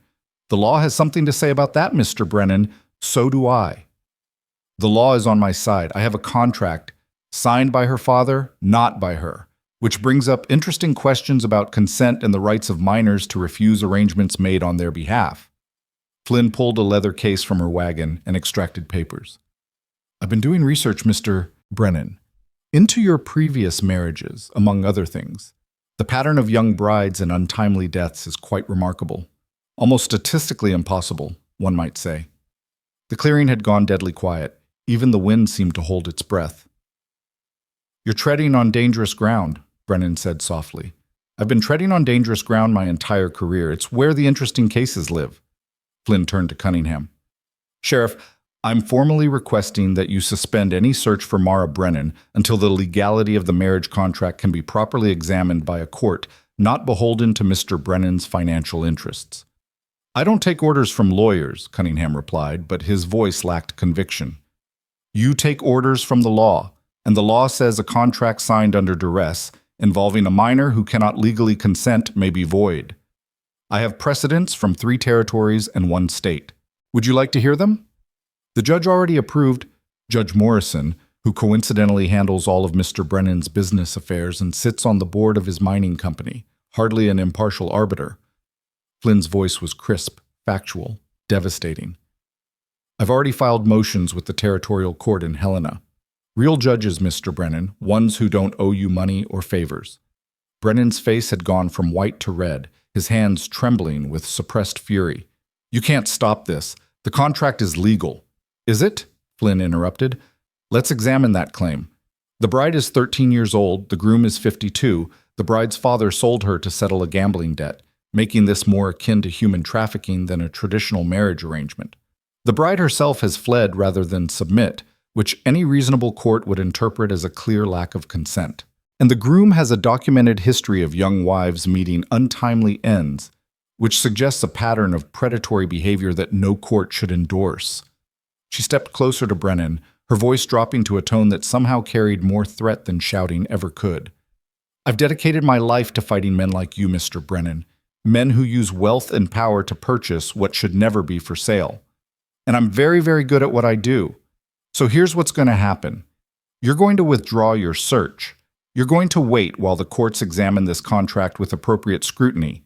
And if you attempt any further intimidation or harassment of anyone involved in this case, I will personally ensure that every newspaper from here to Washington knows exactly what you are and what you've done." "You're bluffing." "Am I? Test me, please. I would love the opportunity to make an example of you in front of the entire territory." The standoff held for another long moment. Then Brennan turned sharply to his men. "Mount up. We're leaving." "But Mr. Brennan," one of them began. "I said we're leaving. This isn't over, but it's not happening here. Not today." They mounted with varying degrees of reluctance, some clearly eager to be gone, others confused by the sudden retreat. Cunningham looked between Flynn and Brennan like a man watching his comfortable world crack apart. "Sheriff," Flynn said pleasantly, "I trust you'll inform Judge Morrison that his handling of this case will be subject to review by higher courts. I'm sure he'll want to ensure all his paperwork is in order." Cunningham nodded stiffly and mounted his own horse. The group began riding out, but Brennan paused, looking back at Ethan with pure hatred in his eyes. You made a powerful enemy today, Cole. I'll sleep fine anyway, Ethan replied. We'll see how long that lasts. Brennan spurred his horse and rode after the others, leaving dust and implied threats hanging in the air. Ethan stood on his porch, watching them disappear over the ridge, hardly daring to believe what had just happened. Beside him, Margaret Flynn set down her leather case and allowed herself a small smile. That went better than I expected, she said. You came, Ethan managed, his voice rough with emotion. I sent that letter hoping you might advise, but you actually came. Of course I came. When I read about a 13-year-old being sold to a known predator, what else would I do? Write a strongly worded response? This required presence, not correspondence. She studied him with keen eyes. Where is she? Safe. Hidden. I'll bring her up now that they're gone. Don't. Not yet. Flynn glanced toward where the riders had vanished. Brennan strikes me as the type who might double back, try to catch us off guard. Give it an hour, make sure they're truly gone. Then we'll talk, all of us together. There's much to discuss. Ethan nodded, still processing. How did you know to come now? My letter only went out 3 days ago. Your letter reached me 2 days ago. I left immediately, and when I arrived in the area this morning, I heard about the search party heading to the Cole Ranch. Seemed like a good time to make an entrance. She smiled. Dramatic timing is half of effective advocacy. I don't know how to thank you. Don't thank me yet. We've won a delay, not the war. Brennan's type doesn't give up easily, and he has resources we're only beginning to understand. But at least now we have time to build a proper legal defense instead of just hiding and hoping. They waited, as Flynn suggested, a full hour before Ethan went to the barn. He whistled the all-clear signal and opened the trapdoor to find Mara pressed against the far wall, her face pale and streaked with tears. It's over, he said gently. They're gone. And we have help now. Real help. She climbed the stairs on shaking legs and emerged into the barn's filtered sunlight like someone returning from the dead. When she saw Margaret Flynn waiting in the yard, something in her expression shifted from terror to tentative hope. Miss Mara Brennan, I presume, Flynn said, approaching with measured calm. My name is Margaret Flynn. I'm an attorney, and I'm here to ensure that your voice is heard in all of this. Not your father's voice, not Mr. Brennan's, yours. Mara looked at Ethan, who nodded encouragement, then back to Flynn. My voice, she repeated slowly, as if testing the words. Does my voice matter? In the law? It should, Flynn replied. It doesn't always, which is why we have work to do. But I've spent 30 years making courts listen to voices they'd rather ignore. I think I can make them listen to yours. What do I have to do? First, you have to tell me everything. The truth, all of it, no matter how difficult. Then we build a case not just against the contract, but against the system that allowed it to exist. And then, when the time comes, you'll need to speak your truth in a courtroom. Can you do that? Mara's hand found Ethan's, gripping tight. If it means I don't have to marry him? If it means other girls won't be sold like I was? Then yes, I can do that. Flynn's expression softened with something like admiration. You're braver than you know, child. Now let's go inside and start planning how to turn that bravery into freedom. They spent the rest of the day in Ethan's house, Flynn taking meticulous notes as Mara told her story. The gambling debts, the secret negotiations, the moment she learned she'd been sold, the terror of knowing what awaited her. Flynn asked difficult questions and accepted difficult answers, building a picture of systematic abuse dressed up in legal formality. As evening approached, Flynn sat back and reviewed her notes. This is strong, she said finally. Very strong. The lack of consent, the age disparity, the financial coercion, and especially the pattern with Brennan's previous wives. Any reasonable court would void this contract and possibly pursue criminal charges against your father for human trafficking. Any reasonable court, Mara repeated. But you said Judge Morrison isn't reasonable. Which is why we're taking this to Helena, to territorial judges who don't owe Brennan anything. It will take time, weeks, possibly months. Can you handle staying hidden that long? Mara looked at the cellar's trap door, visible through the barn door, then at Ethan. I can handle whatever it takes. I'm not going back, not ever. Good. Because Brennan will fight this. He'll use every resource, every connection, every dirty trick in his arsenal. He sees you as property he's purchased, and men like him don't accept losing what they consider theirs. Let him fight, Ethan said quietly. He'll find we can fight too. Flynn nodded approvingly. That's the spirit we'll need. Now, practical matters. Mara can't stay in that cellar indefinitely. It's not healthy, physically or mentally. But she also can't be visible. Mr. Cole, do you have any trusted friends? People who might provide shelter without asking dangerous questions? Ethan thought of the network Sarah had built during the war years, people who'd helped hide fugitives and ask no questions. Some were dead now, others scattered, but a few remained. Maybe. I'll need to make careful inquiries. Do so.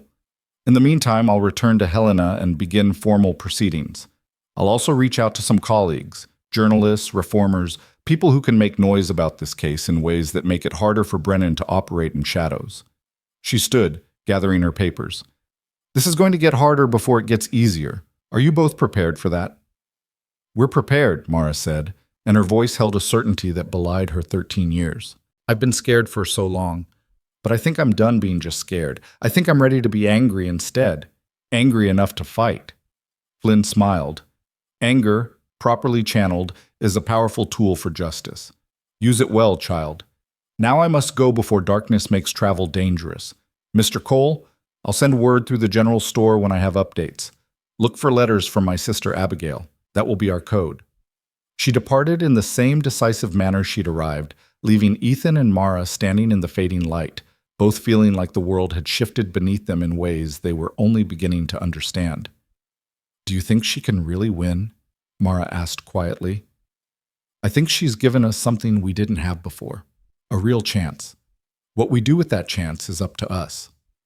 That night, Mara slept in the house instead of the cellar, curled up by the fire with blankets wrapped around her. Ethan kept watch from the window, rifle across his lap, eyes on the darkness beyond his property. Somewhere out there, Marcus Brennan was plotting his next move. But for tonight, the girl was safe, and they had an advocate with the knowledge and courage to fight in courts instead of just barns and cellars. It wasn't victory, but it was hope, and hope was enough to build on. The days that followed were tense but different. Flynn's intervention had bought them time and legitimacy. The search parties stopped coming, though Ethan occasionally spotted watchers on distant ridges, men paid to keep track of his movements. Mara moved between the cellar and the house, depending on the level of threat, slowly regaining color in her cheeks and strength in her spirit. Letters arrived from Abigail, written in Flynn's precise hand, detailing progress in Helena, motions filed, judges consulted, newspaper editors intrigued by the story of a child bride and a predatory tycoon. The machinery of justice, slow but inexorable, had begun to turn. And with each letter, Mara's hope grew stronger. Her belief that maybe, just maybe, she might actually have a future that belonged to her and no one else. But Brennan wasn't idle. Reports filtered through from Silver Creek of his growing fury, his public declarations that he'd been wronged, his promises that the law would vindicate his rights. He hired lawyers of his own, filed counter motions, used his influence to pressure judges and officials.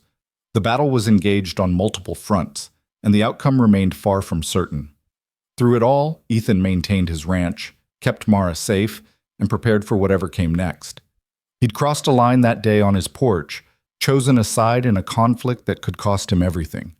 But every time he saw Mara smile, a real smile, not the haunted expression she'd worn when she first arrived, he knew the choice had been right, whatever the price. Some things were worth fighting for, worth risking everything to protect.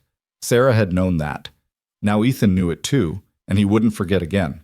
3 weeks passed in a strange suspension between war and peace. The watchers on the ridges came and went, Brennan's eyes tracking Ethan's every movement but making no direct approach.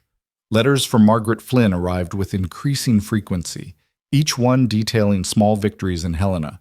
A sympathetic judge assigned to the case, a newspaper editor willing to publish the story, affidavits from women in Silver Creek who'd known Brennan's previous wives and remembered things they'd been too afraid to speak aloud before. But Brennan was fighting back with equal determination.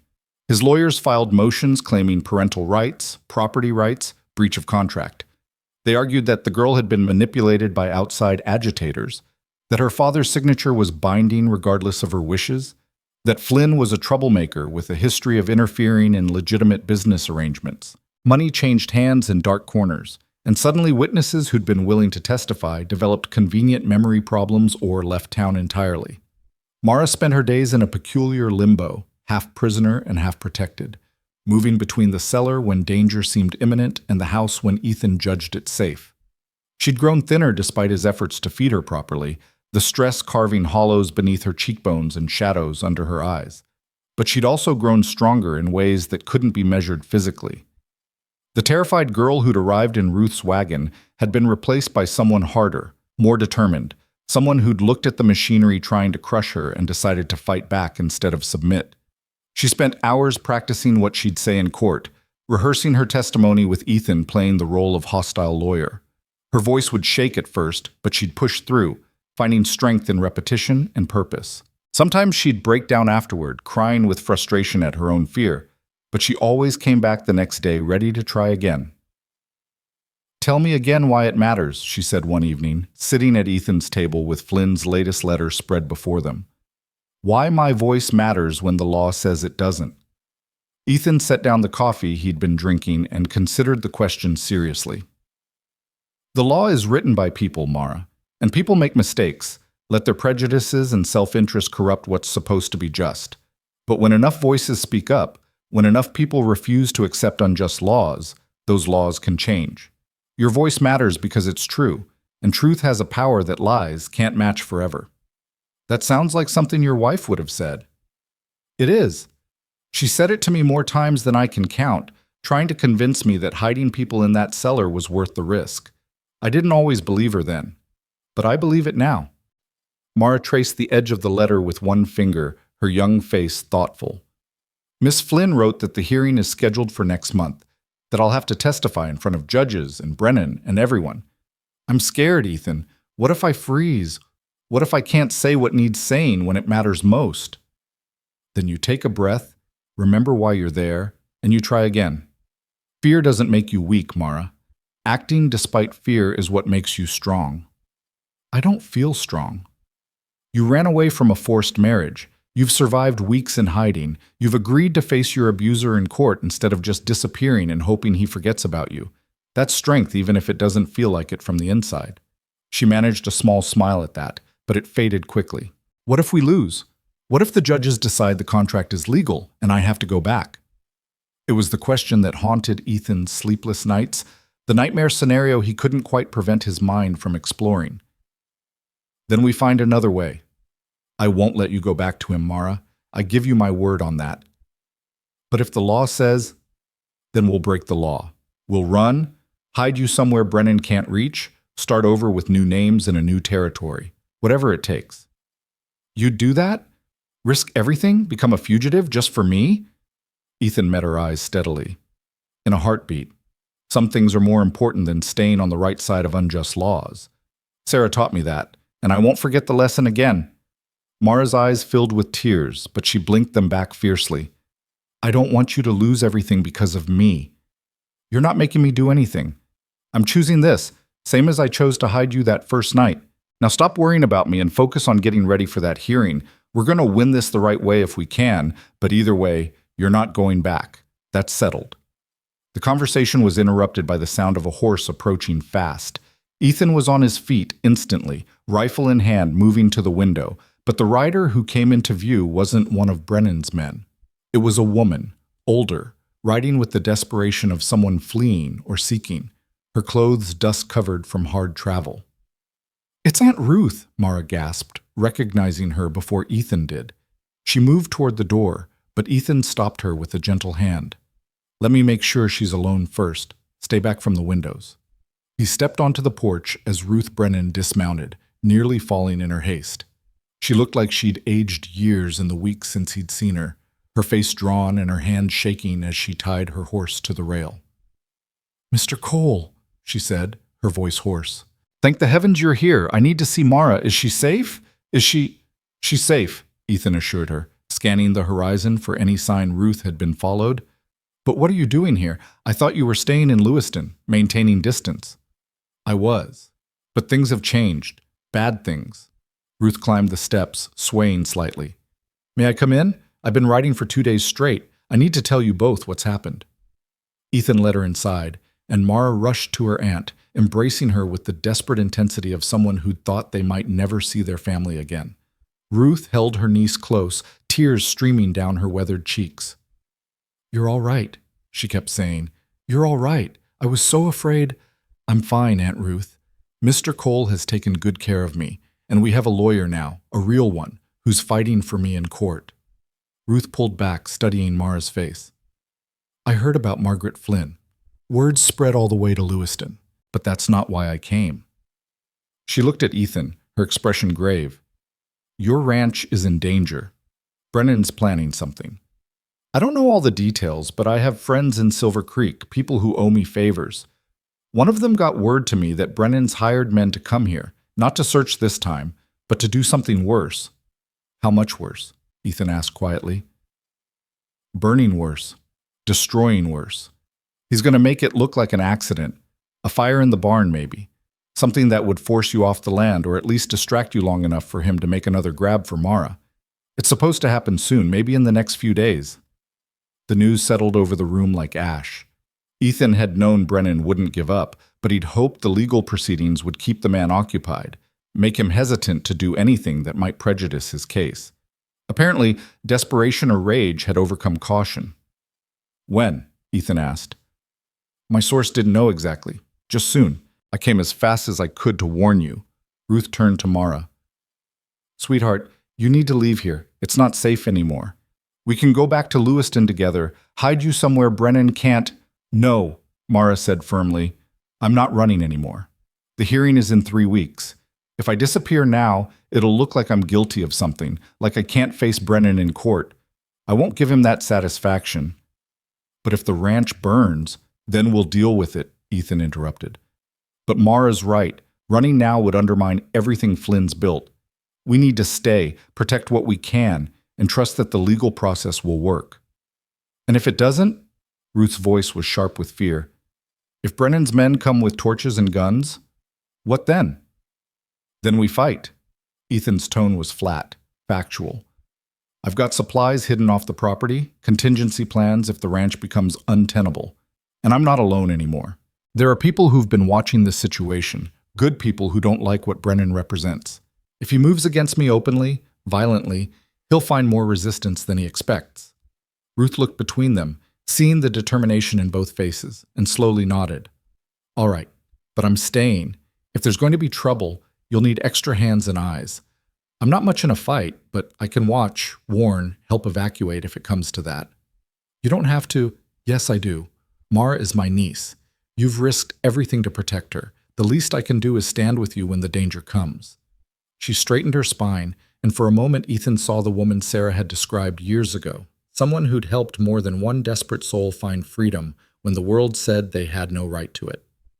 "All right," he agreed, "but you follow my lead when trouble comes. No heroics, no unnecessary risks. Agreed?" "Agreed." They spent the evening preparing. Ethan moved supplies from the barn to the house, reasoning that if fire was the threat, at least the dwelling might survive.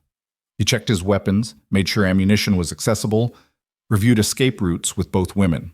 Ruth took over cooking duties, insisting that Ethan needed to focus on defense while she handled the practical necessities of keeping them fed. Mara watched it all with wide eyes, the reality of their situation settling over her like a weight. This wasn't abstract anymore, wasn't just legal maneuvering and courtroom strategies.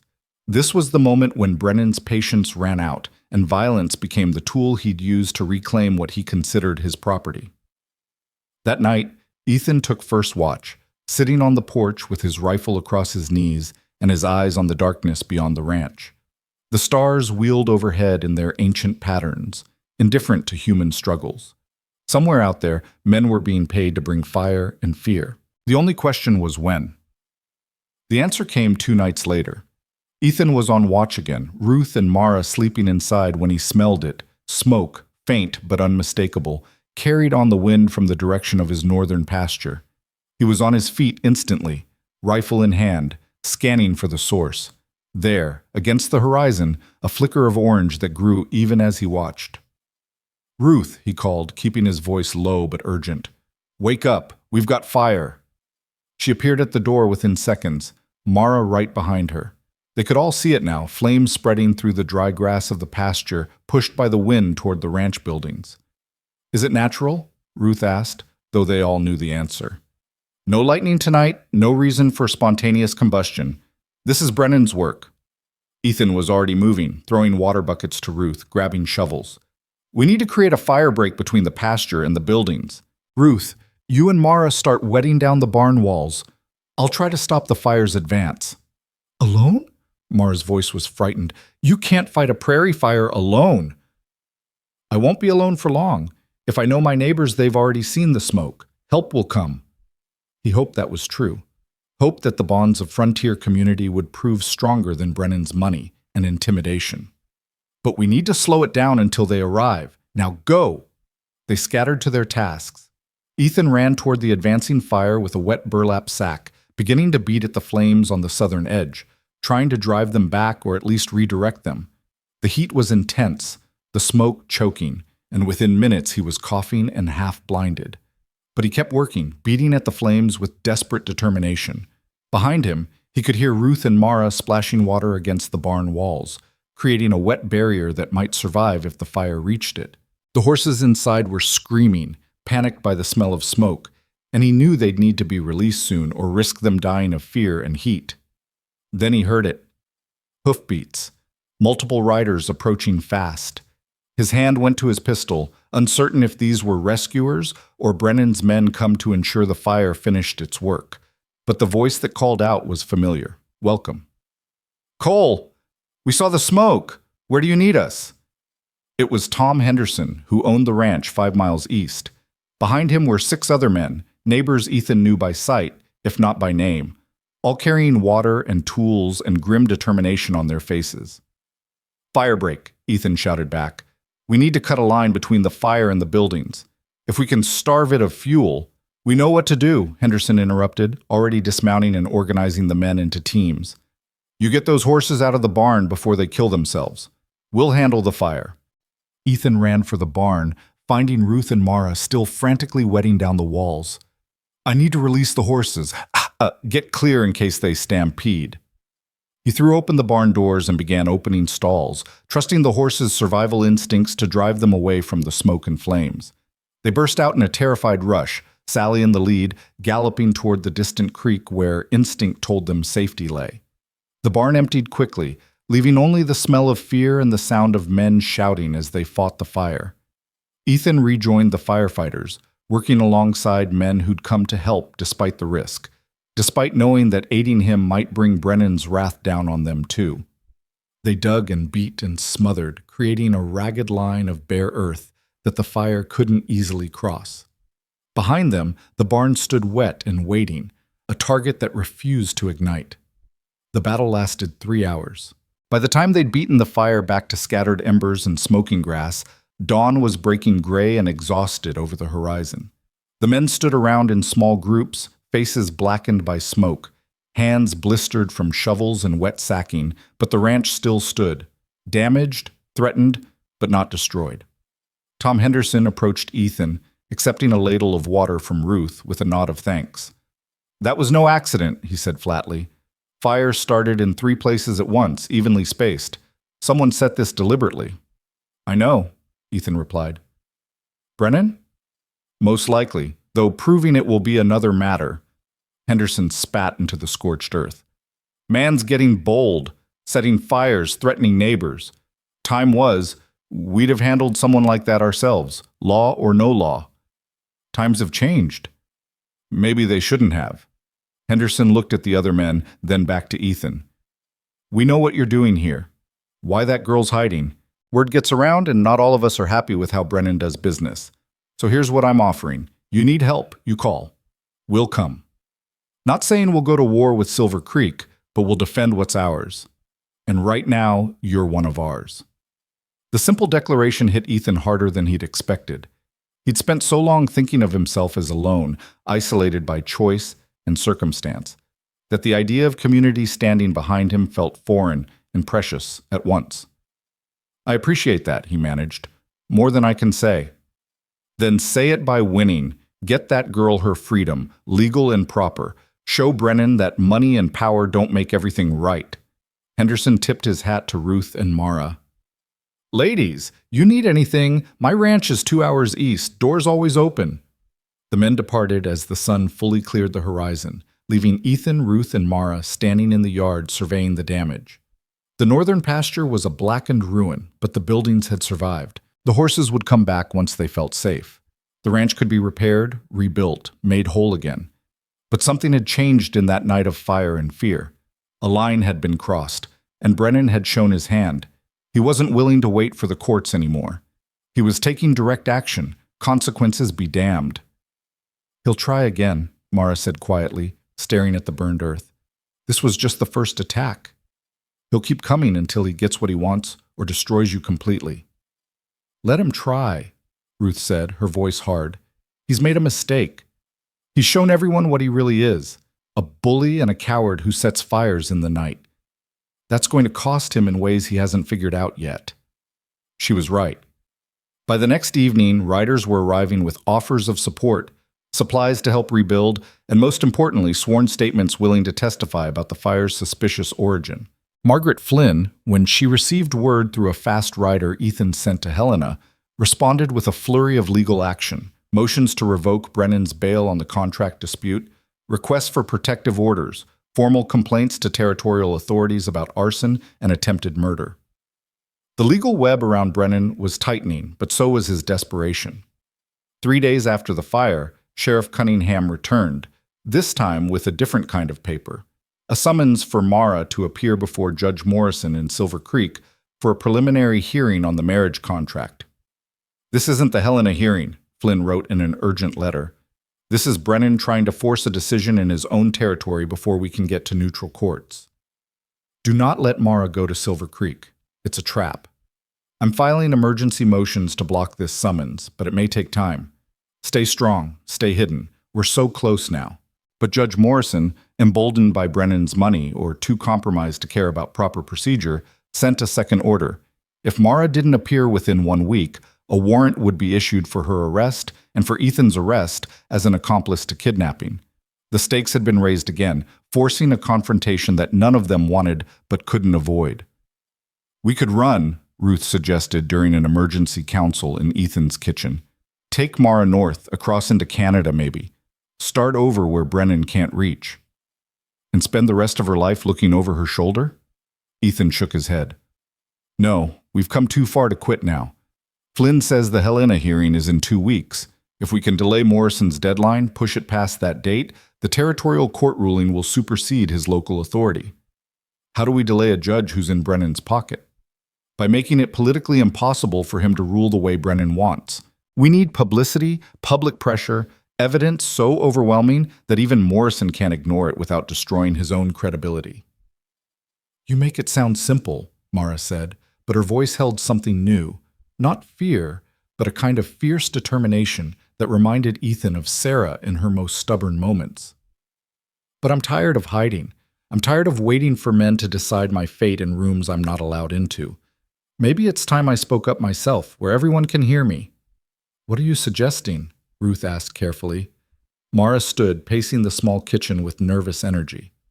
I want to go to Silver Creek, not to Morrison's courtroom, but to the town square. I want to stand in front of everyone and tell my story. Let them see I'm not property, not a commodity. Let them hear from my own mouth why I'd rather hide in a cellar than marry Marcus Brennan. Make them choose. Are they going to stand with a child telling the truth, or a rich man defending his right to buy one? That's dangerous, Ethan said immediately. Brennan's men are everywhere in Silver Creek. You'd be exposed, vulnerable. I'm vulnerable here too. The fire proved that. Mara's voice was steady, certain. But at least this way, I'm choosing my ground. I'm speaking my truth in daylight where everyone can see. Flynn says truth has power. Well, let's test that. Let's see if people's consciences are stronger than Brennan's money. Ruth and Ethan exchanged glances, both seeing the logic and the terrible risk in equal measure. It was a gamble, staking everything on the hope that ordinary people, when confronted with obvious injustice, would choose correctly. Flynn would need to be there, Ethan said slowly, to give it legal weight, Protect you from arrest? I'll send for her immediately, Ruth said. If we're doing this, we do it right. Full public testimony, documented and witnessed with legal protection in place. And I'll come with you, Ethan added, armed and ready. Brennan tries anything in public, in front of witnesses, and he'll lose whatever moral authority he's pretending to have. So we're agreed. Mara looked between them, this girl who'd grown from terrified child to determined advocate in a matter of weeks. We take the fight to him, in his own town, and we trust that truth is stronger than corruption? We're agreed, Ethan said, but we do it smart. Flynn coordinates, we have backup, and at the first sign it's going wrong, we pull you out. Courage is one thing, suicide is another. The letter went out to Helena that night, carried by Tom Henderson's fastest rider with instructions to spare no horse in getting there quickly. Flynn's response came back within 2 days, and it was everything they'd hoped for. Yes, she'd come. Yes, she'd provide legal protection, and yes, she believed public testimony might be the lever they needed to force Morrison's hand, or at least delay him long enough for the territorial court to rule. But, her letter warned, this will provoke Brennan beyond anything we've done before.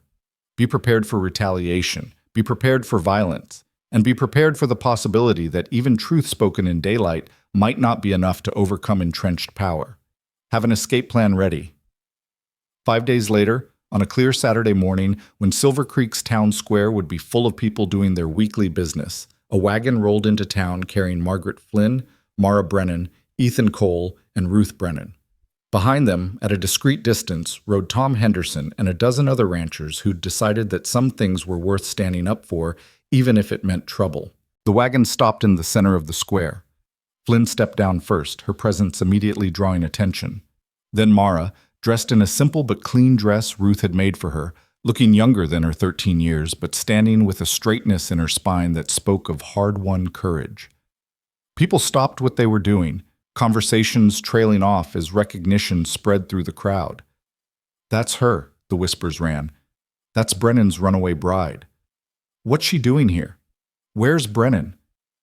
Flynn raised her hand and her voice carried across the suddenly silent square. My name is Margaret Flynn, attorney at law. I'm here today with Mara Brennan, who has something to say to all of you. I ask that you listen with open minds and hearts to a child who's been denied her voice for too long. She stepped aside, leaving Mara alone on the wagon bed, visible to everyone, vulnerable and exposed and brave beyond measure. The girl who'd once whispered, "I'm too young to be a wife," in the darkness, was about to shout it in the daylight, and whatever came next would determine not just her fate, but whether justice could still mean something in a town built on one man's money. Mara took a breath, looked out at the gathered crowd, and began to speak. Her voice shook at first, barely carrying beyond the first row of onlookers, but Mara pushed through the fear the way she'd practiced 100 times in Ethan's kitchen. My name is Mara Brennan. I'm 13 years old, and 6 weeks ago my father sold me to Marcus Brennan for $500 to settle a gambling debt. The words fell into the silence like stones into still water, and Mara watched the ripples spread across faces in the crowd. Shock, discomfort, recognition. Some people looked away, unable or unwilling to meet her eyes. Others leaned forward, drawn by the rawness of her testimony. He called it a marriage contract, she continued, her voice growing stronger with each word. He told me I should be grateful, that I was lucky a man like Mr. Brennan wanted me. But I'm not lucky. I'm terrified, because I know what happened to his other wives. 3 women, all young, all dead, within 5 years of marrying him. And now he wants me to be number 4. A murmur ran through the crowd, uncomfortable and uncertain. Ethan stood beside the wagon, his hand resting on his pistol, scanning faces for signs of trouble. He spotted several of Brennan's men in the crowd, watching with hard eyes but making no move yet. Waiting for orders, probably, or for Brennan himself to arrive. I tried to tell my father I was too young, Mara said. I begged him not to do this, but he didn't care. The money was all that mattered to him, so I ran. My aunt helped me escape, and Mr. Cole, she gestured to Ethan, he gave me shelter when I had nowhere else to go. He didn't know me. He didn't owe me anything, but he listened when I said I was too young to be a wife. He believed me when no one else would. Margaret Flynn stood off to the side, taking notes with quick, precise movements, documenting everything for the legal record. Ruth watched from the wagon seat, her face tight with worry, but her eyes fierce with pride. "Now, Mr. Brennan wants me back," Mara continued. "He says I'm his property because he paid for me. He's burned Mr. Cole's pasture, threatened anyone who helps me, and paid judges to rule in his favor. But I'm not property. I'm a person. And I'm here today to tell everyone in Silver Creek that I will never consent to marry Marcus Brennan. Not today, not ever. Because I'm too young to be anyone's wife, and even if I wasn't, I deserve better than a man who buys children and buries wives." The crowd's murmur grew louder, conversations breaking out in pockets. Some faces showed sympathy, others anger, though whether that anger was directed at Mara or Brennan wasn't yet clear. Then a woman stepped forward from the crowd, middle-aged and worn by hard work, her voice cutting through the noise. "I knew Marcus Brennan's second wife," she called out. "Anna," her name was. She was 16 when they married, sweet girl, always kind to everyone. She died 2 years later. They said she fell down the stairs, but I helped prepare her body for burial. She had bruises that didn't match a fall. Old bruises and new ones. The woman's testimony hung in the air like an accusation. Another voice joined hers, this one an older man with a shopkeeper's apron. His third wife, Catherine, she came into my store once with a black eye. Tried to hide it with powder, but I saw. When I asked if she was all right, she looked terrified, said she'd walked into a door. But the fear in her eyes wasn't fear of embarrassment. It was fear of what would happen if she told the truth. More voices now, people who'd seen things, known things, but kept silent because Brennan owned the town, and speaking against him meant losing your livelihood, your home, your safety. But Mara's courage had cracked something open, given permission for truth to spill out into the daylight. Then the crowd parted, and Marcus Brennan himself strode through, his face mottled with rage, Sheriff Cunningham trailing reluctantly behind him. Brennan's eyes fixed on Mara with such naked hatred that Ethan's hand tightened on his pistol. "This is slander," Brennan announced, his voice carrying across the square. "This child has been poisoned against me by troublemakers and agitators. She's a minor. She has no legal right to refuse the contract her father signed. Sheriff, arrest her for vagrancy and that man," he pointed at Ethan, "for kidnapping." Cunningham looked deeply uncomfortable, his gaze moving between Brennan, Mara, and the gathered crowd. "Mr. Brennan, maybe we should—" "I said arrest them." But before Cunningham could move, Margaret Flynn stepped forward, a sheaf of papers in her hand. "Sheriff, before you do anything precipitous, you should know that I have here an emergency injunction from the Territorial Court in Helena specifically prohibiting any arrest or detention of Mara Brennan pending the resolution of her case. Any attempt to violate this order will be considered contempt of court and federal overreach. Do you understand?" Cunningham took the papers, scanning them with increasing dismay. "This is signed by Judge Whitmore." "It is. Judge Whitmore has taken a personal interest in this case. He's quite concerned about reports of child trafficking disguised as marriage contracts. So unless you want to explain to a federal judge why you ignored his direct order, I suggest you stand down." Brennan's face went from red to purple. "This is outrageous. I have legal rights." "You have a contract that's currently under review by multiple courts," Flynn interrupted calmly. "You do not have legal custody of this child. You do not have the authority to compel her return, and you certainly don't have the right to threaten violence against those who've given her shelter. Now, I suggest you step back and let Mara finish her testimony. Unless you'd prefer to have this conversation continue in a courtroom in Helena, where your financial influence carries considerably less weight." The standoff crystallized, everyone watching to see which way it would break. Brennan's hired men had moved closer, hands near their weapons. Ethan had shifted position to put himself between them and Mara.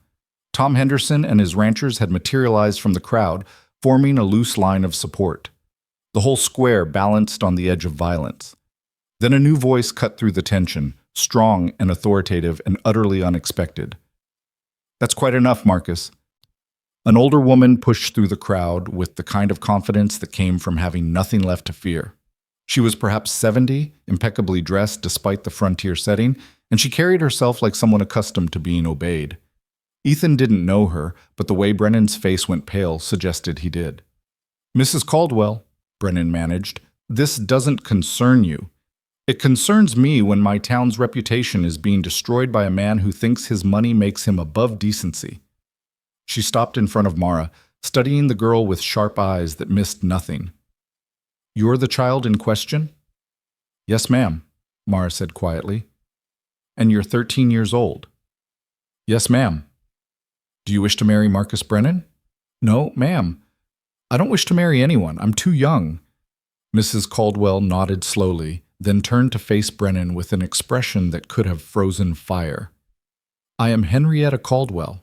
I own the Caldwell Mining Company, the Caldwell Land Trust, and approximately 40% of the commercial buildings in Silver Creek. Which means, Marcus, that I own more of this town than you do, even if I've never felt the need to remind people of that fact until now. Brennan's mouth opened and closed wordlessly. I've known about your previous wives, Mrs. Caldwell continued, her voice carrying to every corner of the square. I've suspected, along with many others, that their deaths were neither accidental nor natural. But I said nothing because I had no proof, and because challenging you seemed like more trouble than it was worth. That was cowardice on my part, and I regret it deeply. But I will not be silent while you attempt to acquire a fourth victim. She turned to address the crowd. I'm calling an emergency town council meeting for tomorrow morning. The topic will be whether Silver Creek wishes to be known as a place that protects children or a place that sells them to the highest bidder. I know which side I'll be arguing for. I suggest the rest of you search your consciences and decide where you stand. The effect was immediate and profound. Mrs. Caldwell's wealth and influence were apparently considerable enough to rival Brennan's, and her public condemnation had given permission for others to voice their own doubts and disgust. The crowd's mood shifted palpably, murmurs of support for Mara growing louder, hostile looks directed at Brennan rather than at the girl on the wagon. Brennan saw it happening, saw his grip on the town's narrative slipping away, and desperation replaced rage in his expression. This is conspiracy, he insisted, his voice rising. You're all being manipulated by outside agitators who don't understand our ways, our laws. Our laws. Mrs. Caldwell interrupted icily. Should not permit the sale of children. If they do, then our laws need changing. And if you're the kind of man who hides behind unjust laws to justify predatory behavior, then you're not the kind of man this town should be defending. Mara watched all of this unfold with something like wonder on her face, as if she couldn't quite believe that speaking her truth had catalyzed such a response. Ethan caught her eye and nodded encouragement, pride swelling in his chest at her courage. Sheriff Cunningham, reading the crowd's mood and apparently deciding his career prospects were better served by siding with Caldwell than Brennan, cleared his throat. Mr. Brennan, I think it would be best if you left the square. Let tempers cool. Let the legal process work itself out. The legal process is mine, Brennan snarled. I own Judge Morrison. He cut himself off, but the damage was done. The admission hung in the air, confirmation of what everyone had suspected but few had dared say aloud. Even Cunningham looked shocked, or perhaps he was just good at pretending to be. Margaret Flynn's smile was sharp as a knife. Thank you for that candid admission, Mr. Brennan. I'll be sure to include it in my formal complaint to the Territorial Bar Association regarding judicial corruption. I'm quite certain Judge Morrison will be interested to hear that you've been publicly claiming ownership of his decisions. Brennan realized his mistake too late. His face cycled through emotions, rage, fear, calculation, before settling on cold fury. This isn't over, he said, looking at each of them in turn. You think you've won something here today, but you've only made things harder for yourselves. I have resources, connections, ways of making problems disappear that none of you can imagine. Is that a threat? Flynn asked pleasantly. Because making threats in front of witnesses, including a sheriff, tends to strengthen rather than weaken the opposition's legal position. Brennan opened his mouth, closed it, then turned and stalked away through the crowd, which parted to let him pass but closed behind him like water, offering no support or sympathy. His hired men followed, casting uncertain glances back at the scene they were leaving. When he was gone, the tension broke like a fever. People surged forward, wanting to speak to Mara, to offer support, to share their own stories of Brennan's abuses. Mrs. Caldwell organized it with brisk efficiency, establishing a proper testimony process, making sure Flynn documented everything that might be useful in court. An older woman approached Mara with tears streaming down her face. I was friends with Anna, Brennan's second wife. She told me once that she was afraid, that he hurt her when he was angry. I should have done something, should have helped her. I've carried that guilt for 10 years, but you're so young, and you're so brave. You did what Anna couldn't. You saved yourself. Mara took the woman's hands, her own eyes wet. It's not your fault. He's powerful, and people who are powerful make it hard to stand against them. But maybe together we can make sure no one else has to be as scared as Anna was.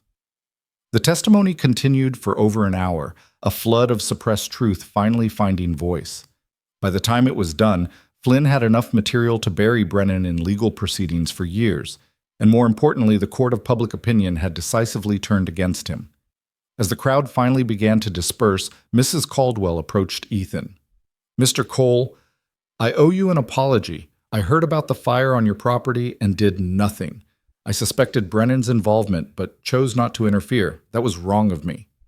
"You're interfering now," Ethan replied. "That's what matters. Still, I'd like to make amends. Your pasture needs reseeding, your fences repair. I'll cover the costs and I won't hear any argument about it. Consider it my penance for cowardice." "That's generous, ma'am, but it's not generosity. It's debt payment. You stood up when I stayed silent. The least I can do is ensure you don't lose everything for doing the right thing." She turned to Mara. "As for you, young lady, you'll need a place to stay during the legal proceedings. Somewhere Brennan can't reach, but somewhere more comfortable than a cellar. My house has plenty of room, and I assure you, no one threatens my guests without answering to me personally." Mara looked to Ethan, uncertain. He nodded encouragement. "Mrs. Caldwell's right. You'll be safer with her, more comfortable. And it's not hiding anymore. You've spoken your truth. Now we let the law catch up to what justice demands." "But what about you?" Mara asked. "Brennan might still come after you, try to burn the rest of your ranch. Let him try. He's lost the town's sympathy, which means he's lost his cover for violence. Any move he makes now will be seen for what it is: retaliation against someone who helped a child. He's smart enough to know that would destroy him completely." The next 2 weeks were a whirlwind of legal activity. Margaret Flynn worked tirelessly, filing motions, gathering depositions, building a case so comprehensive that even a corrupt judge would have trouble dismissing it. The territorial court in Helena reviewed all the evidence and issued a preliminary ruling. Mara's forced betrothal contract was void pending full investigation, and any attempt to enforce it would be treated as kidnapping under federal law. Judge Morrison, seeing which way the wind was blowing and apparently deciding his career was worth more than Brennan's money, recused himself from the case, citing conflict of interest. The new judge assigned was a woman, Patricia Thorne, known for her strict interpretation of law and her complete immunity to bribery. Brennan tried to fight it, throwing money at lawyers and calling in favors from every politician he'd ever bought, but the tide had turned against him. Newspapers across the territory picked up Mara's story, framing it as a test case for children's rights and the limits of parental authority. Reformers rallied around her cause. Even some legislators began talking about new laws to prevent similar situations. The final hearing took place on a cold morning in late autumn. The Helena courthouse was packed with observers, journalists, reformers, ordinary citizens who'd come to witness what they hoped would be justice finally served. Mara sat beside Margaret Flynn at the plaintiff's table, dressed simply but with quiet dignity, her hands folded in her lap to hide their trembling. Brennan sat across the aisle with his expensive lawyers, his face a mask of barely controlled fury. His eyes never left Mara, and the hatred in them was palpable enough to make Ethan's hand drift toward his pistol. But this was a courtroom, and violence here would be legal rather than physical.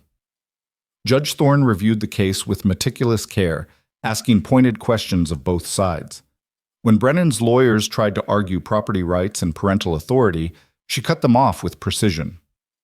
"I've read the contract in question," she said, her voice carrying authority that brooked no argument. "It describes the transfer of a 13-year-old child to a 52-year-old man in exchange for money. That is not marriage. That is human trafficking dressed in legal language.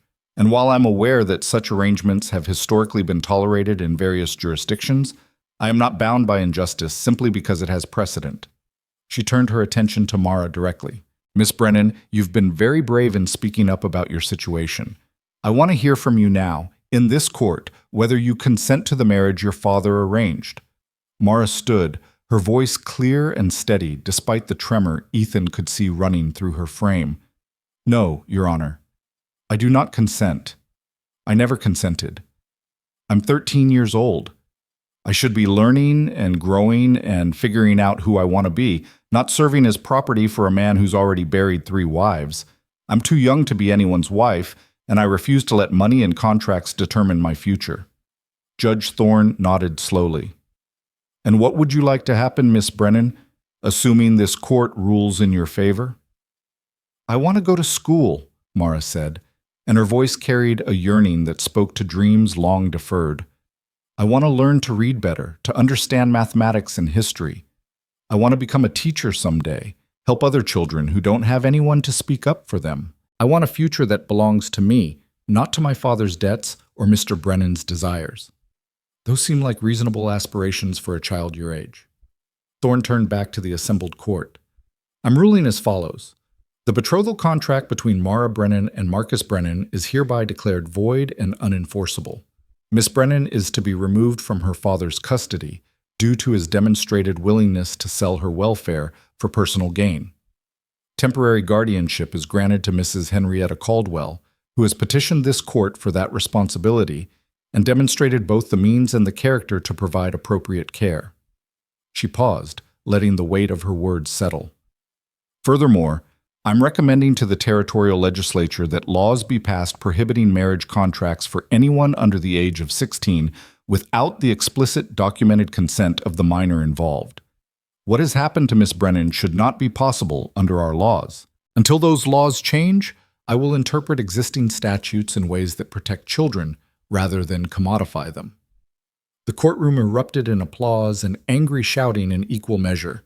Brennan's lawyers immediately filed for appeal, but Judge Thorne shut them down with icy efficiency, noting that her ruling was based on federal anti-trafficking statutes that superseded territorial contract law.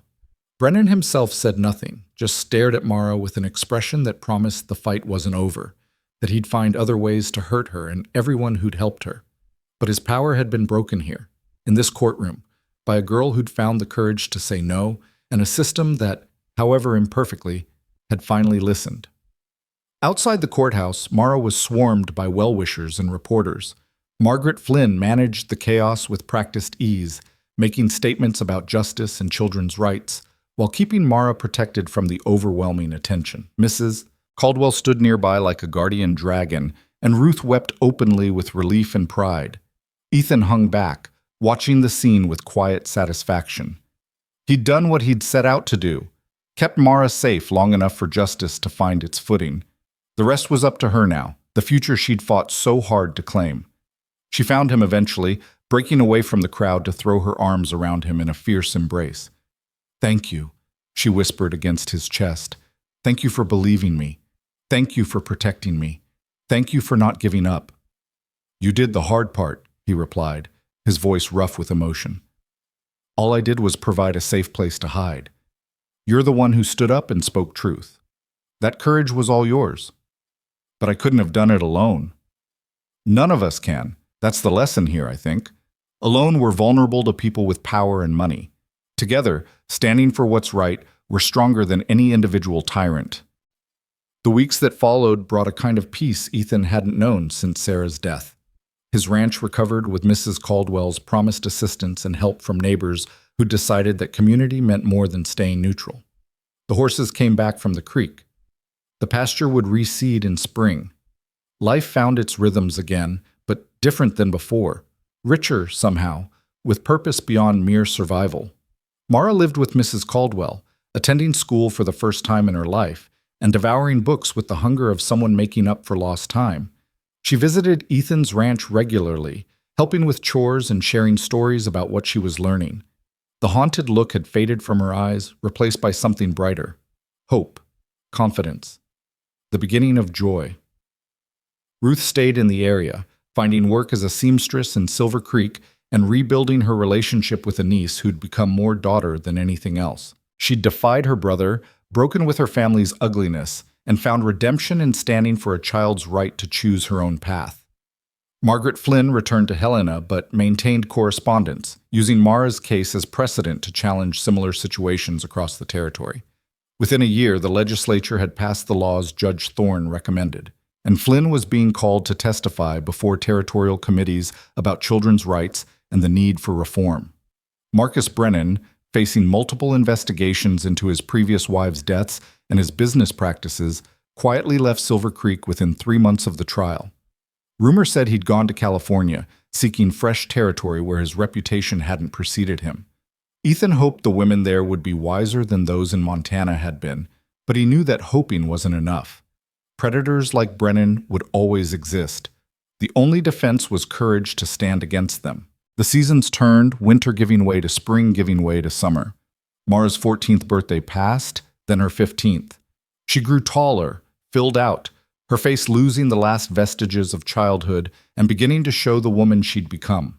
But more than physical changes, she developed a presence, a certainty about her place in the world that came from having fought for it and won. On a warm evening in late summer, nearly 3 years after that desperate wagon ride that had brought her to his ranch, Mara sat with Ethan on his porch, watching the sun set over the repaired and thriving land. "I've been accepted to the teaching college in Helena," she said quietly. "I leave in 2 weeks." Ethan felt pride and loss war in his chest. "That's wonderful, Mara. You've earned it. I'm going to specialize in education for disadvantaged children, girls especially, ones who don't have opportunities or whose families don't value their potential. I want to give them what you and Mrs. Caldwell and Miss Flynn gave me, a chance to be more than what other people decided they should be." "You'll be an excellent teacher." "I hope so." She was quiet for a moment, then added, "I wanted to thank you again. I know I've said it before, but I don't think I can say it enough. You saved my life, Ethan, not just from Brennan, but from believing I had no choice, no voice, no value beyond what men decided I was worth. You listened when I said I was too young to be a wife, and you believed me. That changed everything." "You changed everything," Ethan corrected gently. "I just provided a safe place for you to find your courage. Everything that happened after, the testimony, the trial, the new laws, that was you refusing to be silent. That was you fighting back. Don't give me credit for your own bravery." She smiled, the kind of smile that held both gratitude and growing wisdom. "Then I'll thank you for being the kind of man who creates safe places for courage to grow. The world needs more people like you. The world needs more people like you. People who refuse to accept injustice just because it's legal or traditional. People who speak truth even when it's terrifying." He paused, choosing his words carefully. "Sarah would have been proud of you. She believed in exactly the kind of courage you've shown. I think you two would have understood each other well." "I wish I could have met her." "In a way you did. That cellar that kept you safe, this ranch that stood between you and Brennan, Sarah built those things, or helped build them. Her belief that protecting people mattered more than following unjust laws. That's what made all this possible. You're living proof that she was right." They sat in comfortable silence as the sun dropped below the horizon, painting the sky in shades of amber and rose. In 2 weeks, Mara would leave for college, beginning a life she'd fought to claim. In 5 years, 10, 20, she'd touched countless other lives, teaching and advocating and refusing to accept that any child should be treated as property. The ripples from one 13-year-old's courage to say, "I'm too young to be a wife," would spread farther than any of them could imagine, changing laws and lives, and the fundamental understanding of children's rights across the territory and beyond. But for now, on this quiet evening, it was enough to sit together and watch the day end peacefully. Two people who'd faced darkness and emerged into light, changed but not broken, stronger for having stood together when it mattered most. Ethan thought of Sarah, hoped she could see what her legacy had accomplished. A child saved, a predator stopped, a community reminded that conscience mattered more than convenience. It wasn't the life they'd planned together, but it honored the values she'd taught him. That was enough. That would always be enough. As the stars began to appear in the darkening sky, Mara stood to leave, gathering her shawl around her shoulders. "I'll see you tomorrow? I want to help with the fence repairs before I go." "Tomorrow," Ethan agreed, "and every tomorrow after until you leave. We'll make sure you remember how to mend fences, even when you're teaching children their letters." She laughed, the sound bright and untroubled in the evening air. I'll remember everything: how to mend fences, how to calm frightened horses, how to stand up when powerful men say you can't. You taught me well." She walked into the gathering darkness toward Mrs. Caldwell's wagon waiting on the road, her stride confident and free. Ethan watched until she was gone, then turned back to his ranch, his home, his life that had become unexpectedly meaningful through the simple act of listening when a child said she needed help. The frontier stretched out around him, vast and wild and full of both danger and possibility. But tonight, his small corner of it was peaceful, a place where justice had prevailed and courage had triumphed over power. It wouldn't always be that way. The world would continue to test and challenge, to produce new threats and new injustices that needed confronting. But for tonight, the 13-year-old who'd been too young to be a wife was safe, free, and full of dreams about the future she'd fought to claim. And the rancher who'd chosen to protect her had rediscovered that his life could still matter, still make a difference, still honor the memory of a woman who'd believed that standing up for what was right was always worth the cost. In the darkness, a coyote called, and Ethan smiled at the familiar sound. Tomorrow would bring its own challenges, its own opportunities to choose between comfort and courage. But he'd learned something in these past 3 years, something Mara had taught him as much as he'd taught her. When you stand for what's right, when you refuse to let power and money determine justice, you're never truly alone. The right cause draws others to it, builds community, creates something stronger than any individual could be. He went inside, banked the fire, and prepared for sleep. And for the first time in the 3 years since Sarah's death, he felt certain she'd approve of how he'd spent his time on Earth. He hadn't saved everyone. He hadn't changed the whole world. But he'd saved one girl, helped change one corner of one territory, and proved that sometimes truth spoken in daylight really was stronger than corruption hiding in shadows. It was enough.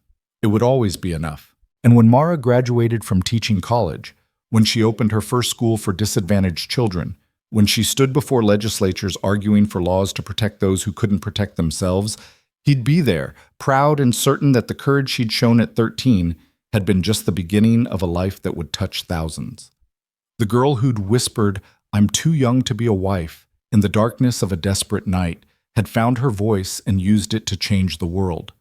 And the rancher who'd chosen to listen when no one else would had learned that redemption sometimes came not from grand gestures, but from simple acts of human decency performed when they mattered most.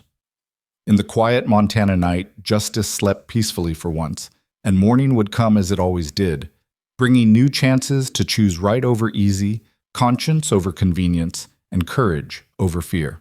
That was the legacy Sarah had left, the lesson Mara had learned, and the future Ethan would continue to fight for as long as breath remained in his body.